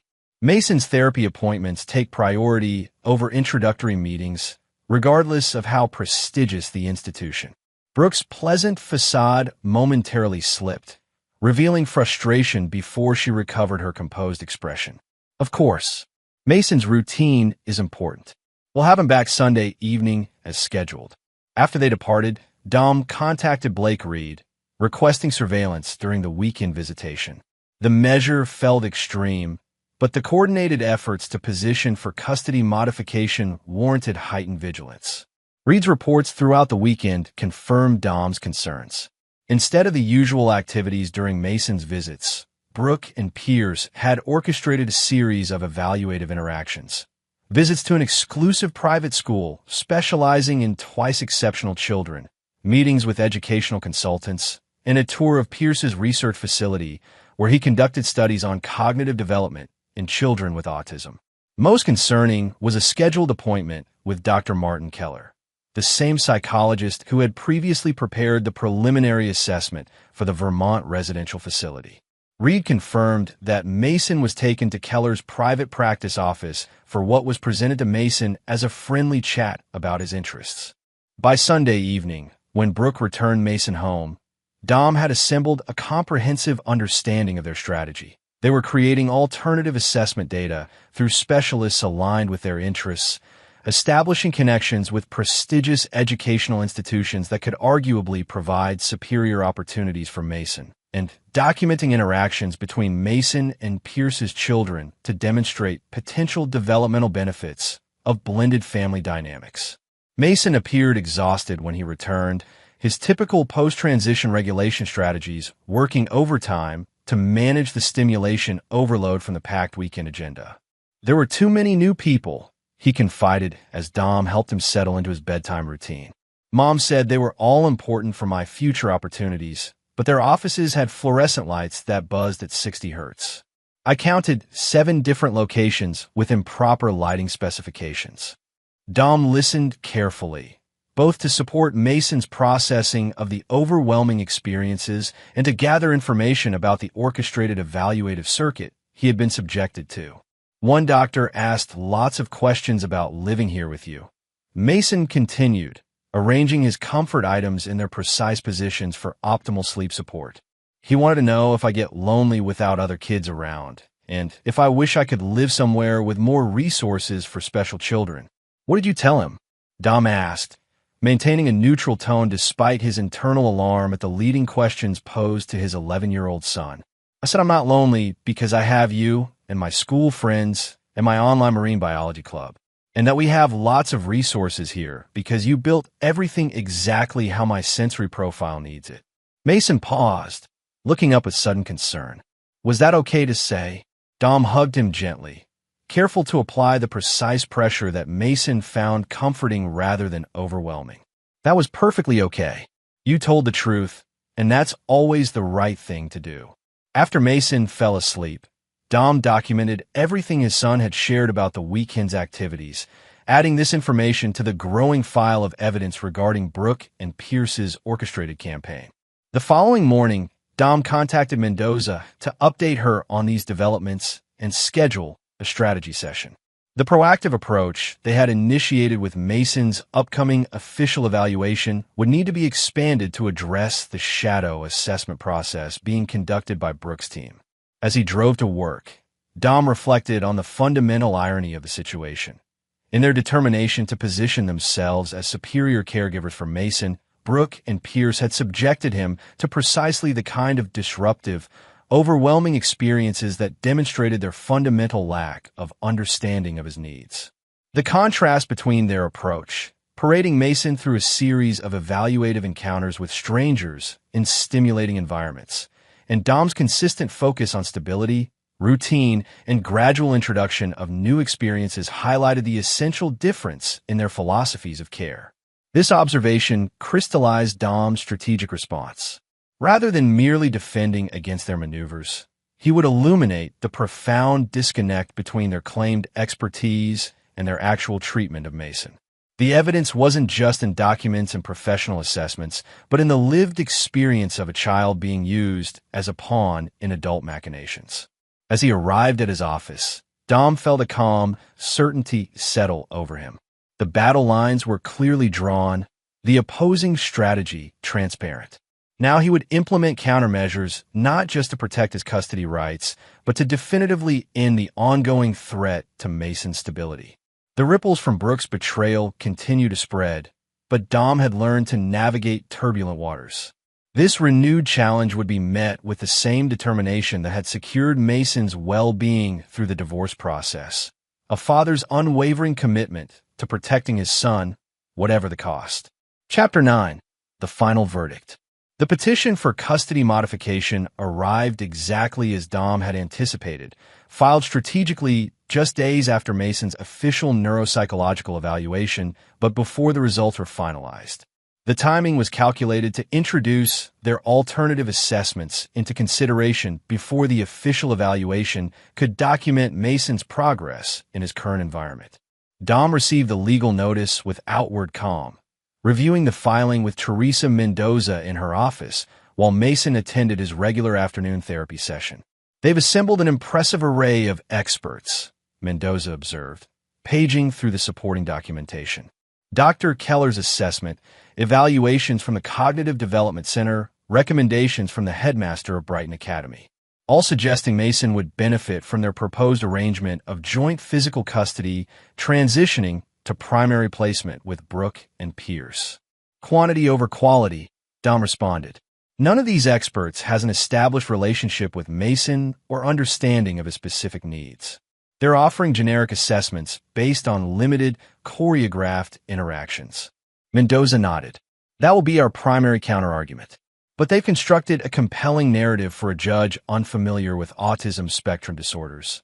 The combined household with two parents, including a neurological specialist, plus siblings with similar conditions, creating a therapeutic family environment. The petition outlined Brooke and Pierce's proposed arrangement. Initially equal physical custody, transitioning over 6 months to primary placement with them, with Dom having weekend visitation rights. The justification centered on the extraordinary developmental opportunities available through Pierce's professional connections and the peer socialization benefits of living with the twins. What the document conspicuously omitted was any reference to their previous plan to eventually transfer Mason to the Vermont residential facility, a strategy they had apparently abandoned after recognizing Dom's awareness of those intentions. "They've requested an expedited hearing," Mendoza noted, claiming Mason's educational needs require prompt resolution before the next school year. "Of course they have," Dom replied. "They want to circumvent the completion of his official evaluation and prevent us from assembling counter-evidence. Judge Alvarez is still assigned to the case, which works in our favor. She's familiar with the history and previously expressed concerns about their attempts to influence judicial proceedings." Dom considered their position carefully. "We could oppose the expedited timeline, but that creates the impression we're attempting to delay. I prefer to meet their challenge directly and decisively." "That's risky," Mendoza cautioned. "We'd have limited time to prepare our response."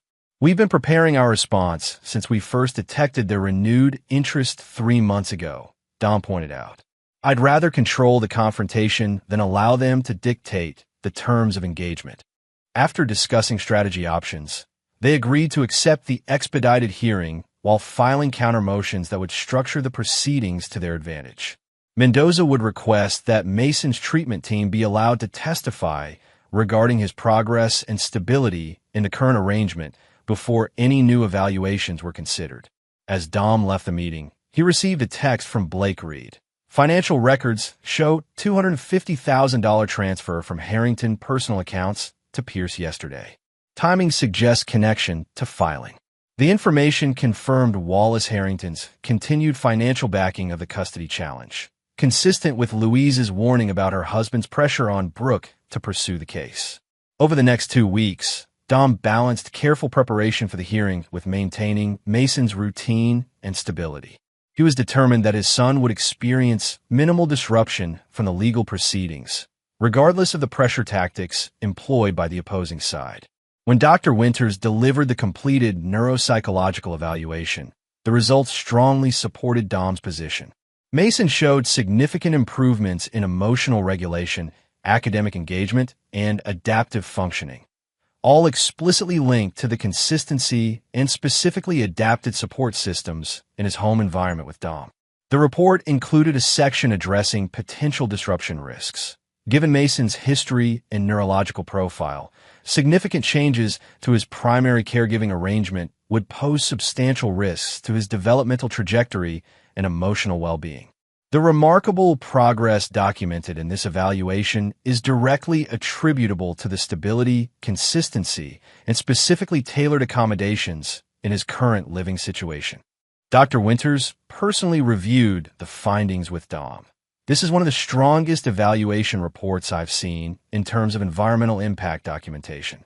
The home observation component was particularly revealing. The specialized adaptations you've created for Mason are extraordinary, and his comfort and competence within that environment is unmistakable. Will it be enough to counter their expert opinions? Dom asked pragmatically. Their experts observed Mason in artificial settings during what was essentially a performative weekend. Dr. Winters replied with professional frankness. Our evaluation encompasses multiple environments over extended periods, with standardized measures and direct observational data. From a scientific perspective, there's no comparison in the validity of the assessments. As the hearing date approached, Brooke escalated her campaign. She requested additional visitation time to maintain Mason's connection with his mother during this stressful period, a transparent attempt to create evidence of increased maternal involvement before the court proceedings. More concerning were the coordinated efforts to influence Mason's perception. During his regular weekend visit, Brooke and Pierce showed him detailed plans for a bedroom in their new house, located just 10 minutes from his current school, complete with a built-in aquarium wall mimicking the one Dom had created in their home. Mason reported these developments to Dom with his characteristic directness. Mom says we could be a real family with Olivia and Owen if I lived with them most of the time. Dr. Pierce says he could help my brain reach its full potential because he's an expert on brains like mine. Dom maintained his composure, neither criticizing Brooke nor responding defensively. What do you think about that idea, Ocean Boy? Mason considered the question with his typical thoroughness. Their house plans look nice on paper. The aquarium wall is 8% larger than ours, but they haven't built it yet, so it's theoretical rather than actual. That's true, Dom acknowledged. Anything else you're thinking about it? I asked if my weighted blanket and sound machine would work the same in their house. Mom said I probably wouldn't need those things anymore because Dr. Pierce has more advanced regulation techniques. But my occupational therapist says my sensory tools are important for my neurological system. The attempted undermining of Mason's established therapeutic supports confirmed the fundamental problem with Brooke and Pierce's approach. Their focus on appearing to provide superior care rather than actually responding to Mason's specific needs. What would you prefer, Mason? Dom asked carefully. If you could decide your own living arrangements? Mason's response was immediate and unequivocal. I want to stay here with you. My systems work here. My brain knows the patterns. When things change too much, I have to use all my energy on adapting instead of learning and growing. Dom documented this conversation, adding it to the materials being prepared for the hearing. Mason's clearly expressed preference would carry significant weight with Judge Alvarez, particularly given his age and demonstrated capacity for thoughtful self-assessment. 3 days before the scheduled hearing, Dom received an unexpected call from Louise Harrington. Her voice carried uncharacteristic urgency. They're planning to create a scene at the hearing, she warned without preamble. Wallace has arranged for several families from Pierce's practice to attend as character witnesses, prepared to testify about his extraordinary care for their children. Brooke has been coached to become emotional about being separated from her special needs child. Why are you continuing to provide this information? Dom asked directly. Louise was silent for a moment before responding. Because this has gone too far. Wallace and Brooke have convinced themselves that this is about Mason's welfare, but it's really about control and appearances. I've watched how Mason behaves during his visits now compared to before the divorce. He's calmer, more engaged, more confident, clearly thriving in your care. This legal battle isn't serving his interests, it's damaging them. Have you expressed these concerns to your husband and daughter? I've tried. Wallace dismisses them as sentimental nonsense. Brooke listens but then consults with Pierce, who assures her that temporary disruption is justified by the superior developmental environment they can provide. The conversation confirmed Dom's assessment of the opposition strategy while providing valuable tactical information about their planned courtroom approach. On the morning of the hearing, Dom met with his legal team for final preparations. In addition to Mendoza, he had retained Dr. Eleanor Winters to testify as an expert witness regarding Mason's developmental needs and progress. Mason's regular therapist had provided affidavits documenting his stability and advancement in the current custody arrangement. Remember, emotional displays work against us, Mendoza advised as they reviewed their approach. No matter what accusations or characterizations they present, maintain composed, fact-based responses. Let them be the ones displaying theatrics while we demonstrate reliable, consistent caregiving. The courtroom was more crowded than anticipated when they arrived. As Louise had warned, several families were present, presumably patients of Pierce's practice positioned as character witnesses. Wallace and Louise Harrington sat directly behind Brooke and Pierce, with Wallace maintaining his typical authoritative posture, while Louise appeared noticeably uncomfortable. Judge Alvarez entered and called the proceedings to order with efficient professionalism. This is a hearing on petition for modification of custody arrangements established in Tanner v. Tanner.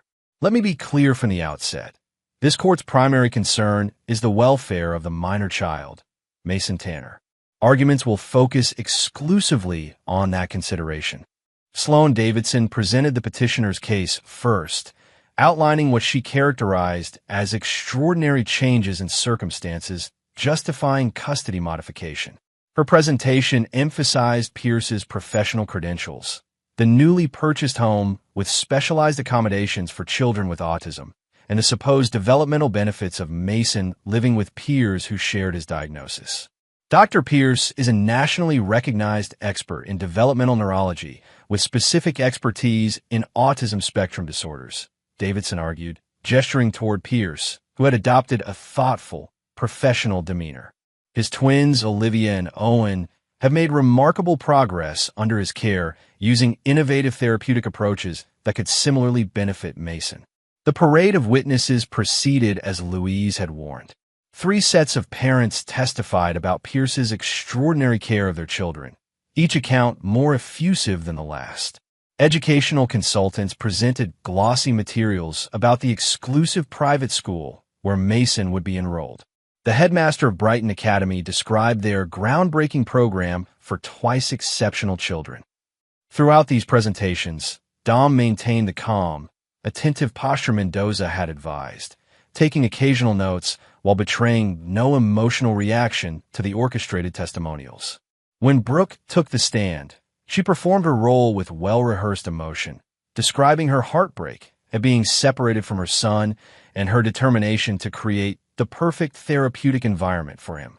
Mason needs the specialized guidance that only Nolan can provide, she testified, her voice breaking on cue. As his mother, it's agonizing to know there are resources and approaches that could help my special boy that he isn't receiving in his current situation. Judge Alvarez observed these performances with an increasingly skeptical expression, occasionally glancing at Dom as if gauging his reaction to these characterizations. When Davidson concluded the petitioner's presentation, she dramatically gestured toward the assembled experts and character witnesses. Your Honor, we have demonstrated not just a change in circumstances, but an extraordinary opportunity for Mason Tanner to receive world-class therapeutic support in a family environment specifically designed around his needs. We ask the court to recognize this unique situation and modify the custody arrangement accordingly. Judge Alvarez turned to Mendoza. Counsel for the respondent, you may present your case. Mendoza approached the podium with calm purpose. Your Honor, the petitioners have presented an impressive collection of theoretical benefits and professional credentials. What they haven't presented is any evidence of actual deficiency in Mason's current living situation or any demonstration that the proposed changes would better serve his specific needs. She activated a display screen visible to the court. Rather than gathering a crowd of unrelated character witnesses, we've brought Mason's actual treatment team, the professionals who have worked with him consistently throughout his development. The screen displayed a timeline of Mason's developmental milestones, therapy progress, and educational achievements over the past year, with particular emphasis on his advancements since the divorce. Dr. Eleanor Winters, Mason's developmental pediatrician for the past 7 years, will now testify regarding Mason's current status and the potential impact of the proposed custody modification. Dr. Winters took the stand with professional composure, presenting the comprehensive evaluation results. Her testimony systematically dismantled the petitioner's claims, contrasting their theoretical benefits with documented evidence of Mason's actual progress. In my professional opinion, Dr. Winters concluded, the stability, consistency, and specifically tailored accommodations in Mason's current living environment with his father are directly responsible for his remarkable developmental progress.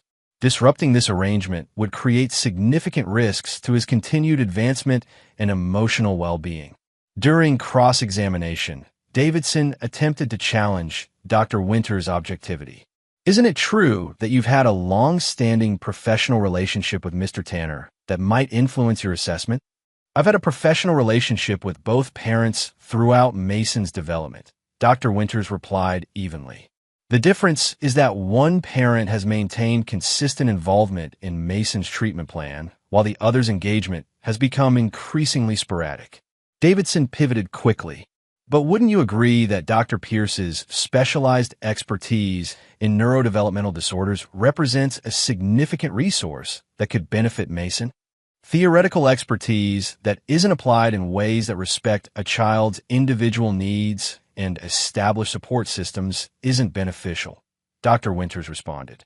The evaluation data clearly shows that Mason's needs are being exceptionally well met in his current environment. As Davidson struggled to undermine Dr. Winters' testimony, Mendoza introduced a series of video recordings documenting Mason's daily routines in Dom's home. The carefully structured environment, the specialized accommodations, and most compellingly, Mason's visible comfort and confidence within that space. The contrast between these authentic glimpses of Mason's life and the choreographed testimonials presented by the petitioners was striking. Judge Alvarez watched the recordings with particular attention, noting the detailed adaptations Dom had implemented to support his son's needs. When the videos concluded, Mendoza played one final recording, a carefully conducted interview with Mason himself, performed by a court-appointed child advocate, in which he clearly expressed his preference to remain in his current home with his father. I don't want to move to Mom and Dr. Pierce's house, Mason stated with characteristic directness in the recording.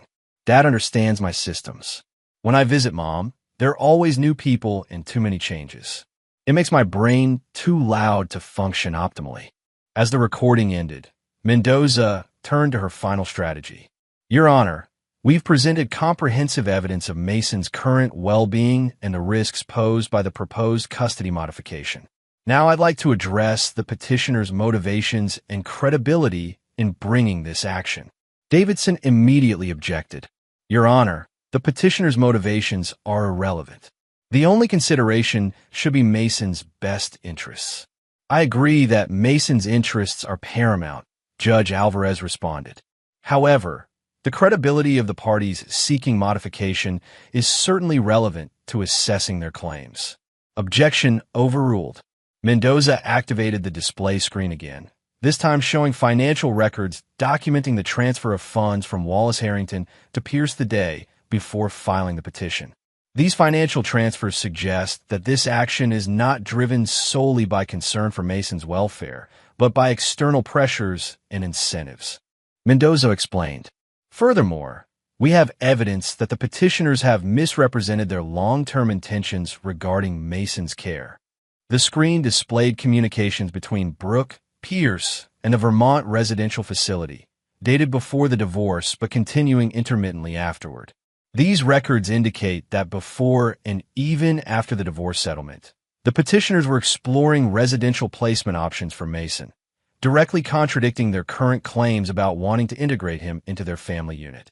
Gasps emerged from several observers in the courtroom. Brooke paled visibly, while Pierce stiffened in his chair. Wallace Harrington's face darkened with suppressed fury as he glanced accusingly at his wife, correctly identifying the source of this damaging information. Judge Alvarez studied the documents with focused attention before turning to Davidson. "Counsel, would your clients care to address these communications regarding residential placement?" Davidson conferred hurriedly with Brooke and Pierce before responding. "Your Honor, these were merely exploratory inquiries about potential resources. Many parents of special needs children research all available options, including options that would remove the child from both parents' homes shortly after gaining custody," Judge Alvarez asked pointedly. Before Davidson could formulate a response, Mendoza introduced her final evidence: a comprehensive proposal for Mason's continued care under the existing custody arrangement, including educational plans, therapy coordination, and mechanisms for appropriate information sharing with Brooke. Mr. Tanner remains committed to supporting Mason's relationship with his mother while maintaining the stability that has fostered his recent progress, Mendoza explained. This care plan demonstrates that commitment while prioritizing Mason's demonstrated needs over theoretical benefits or adult conveniences. As the hearing concluded, Judge Alvarez announced she would review all evidence before issuing her ruling. "I'll provide my decision by the end of the week. Until then, the existing custody arrangement remains in effect." 3 days later, Dom received the court's decision. The petition for custody modification was denied in its entirety, with Judge Alvarez citing the overwhelming evidence of the child's progress and stability in his current environment, and expressing concern about the petitioner's questionable motivations and credibility regarding their long-term intentions. More significantly, the ruling included additional provisions. Any future petitions for custody modification would require demonstration of substantial change in circumstances specifically related to Mason's welfare, and all visitations would be conducted according to a court-approved schedule with detailed transition protocols to maintain Mason's stability. The ruling effectively ended Brooke and Pierce's campaign to gain custody, while establishing robust protections against future attempts. For Dom, the court's decision brought vindication, but not satisfaction. The repeated attempts to separate him from his son had revealed the depths of betrayal he had experienced and the ongoing vulnerability created by Brooke's connection to Mason. As long as the Harringtons maintained their resources and influence, the threat of future interference remained. A permanent solution required addressing the root of the problem, not just winning individual battles, but eliminating the capacity of his adversaries to wage continued warfare. Epilogue: calculated consequences. 1 month after the court ruling, Dom met with Greg Walsh and Blake Reed in a private dining room at an exclusive restaurant outside the city. The setting provided both privacy and a neutral territory for the discussion. The regulatory investigations into Harrington developments have uncovered more significant issues than initially anticipated, Walsh reported, sliding a folder across the table. What began as technical compliance reviews has revealed systematic patterns of corner cutting, especially regarding safety systems in their residential high-rises. Dom reviewed the documents thoughtfully. "None of this was part of our original investigation. How did it surface?" Once the initial reviews began, whistleblowers within their organization started coming forward, Reed explained. Former employees who had been silenced through NDAs and termination threats saw an opportunity to safely report concerns they'd harbored for years.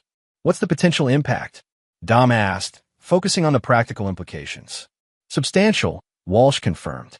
They're facing stop work orders on 3 major projects, regulatory penalties that could reach 8 figures, and potential class action liability from residents of completed buildings that may require retrofitting. Dom considered this information carefully. The Harringtons faced a financial crisis entirely of their own making, one that had emerged from legitimate regulatory oversight rather than any orchestrated revenge campaign. "What about Pierce's professional position?" Dom inquired, turning to the second part of his information gathering. Reed opened his laptop, displaying a confidential hospital committee report. "The ethics inquiry you mentioned during the hearing attracted attention. The medical center where Pierce conducts his research has opened a formal investigation into potential conflicts of interest and boundary violations. On what specific grounds? His involvement with a family member of a patient referred to his practice, undisclosed financial arrangements related to that relationship, and potential misuse of his position to influence custody proceedings. Reed scrolled through additional documents. They're particularly concerned about the residential facility connections, given that he refers patients there while receiving substantial speaking fees from the institution. The developments represented potential professional consequences for Pierce that had emerged naturally from his own ethical violations rather than any direct action by Dom. And Brooke? Dom asked, completing his assessment of the situation. Financially dependent on both Pierce and her parents, Reed confirmed. The trust fund income she received following the divorce settlement has been largely depleted through their legal expenses and the purchase of a new home. With the Harringtons facing financial constraints and Pierce's professional income potentially at risk, her position is increasingly precarious.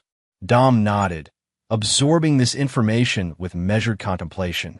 The consequences he had initially envisioned imposing through direct action were unfolding organically through the natural results of his adversary's own choices and behaviors. "What's our next move?" Walsh asked, clearly expecting Dom to leverage these developments. "Nothing," Dom replied simply.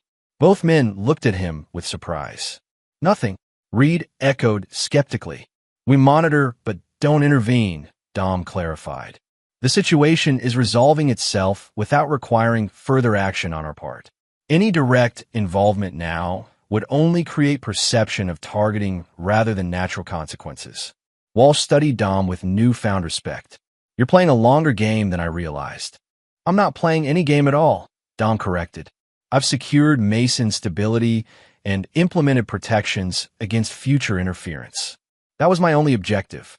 What happens to the Harringtons and Pierce now is the natural outcome of their own actions, not any revenge strategy."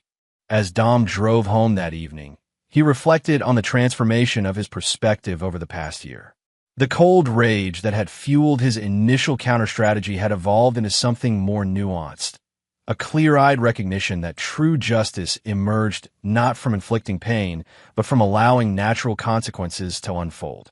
By summer's end, the full impact of those consequences had become apparent. The Harrington Group faced bankruptcy proceedings after major investors withdrew support following the regulatory investigations. Their flagship downtown development stood half-completed, a visible monument to compromised business practices. Pierce's medical center concluded its ethics investigation, resulting in his removal from research positions and clinical privileges restrictions that effectively ended his practice. The professional reputation he had leveraged in the custody battle collapsed under scrutiny of his ethical violations. Brooke, without family financial support or Pierce's income, was forced to sell the elaborate home they had purchased near Mason's school.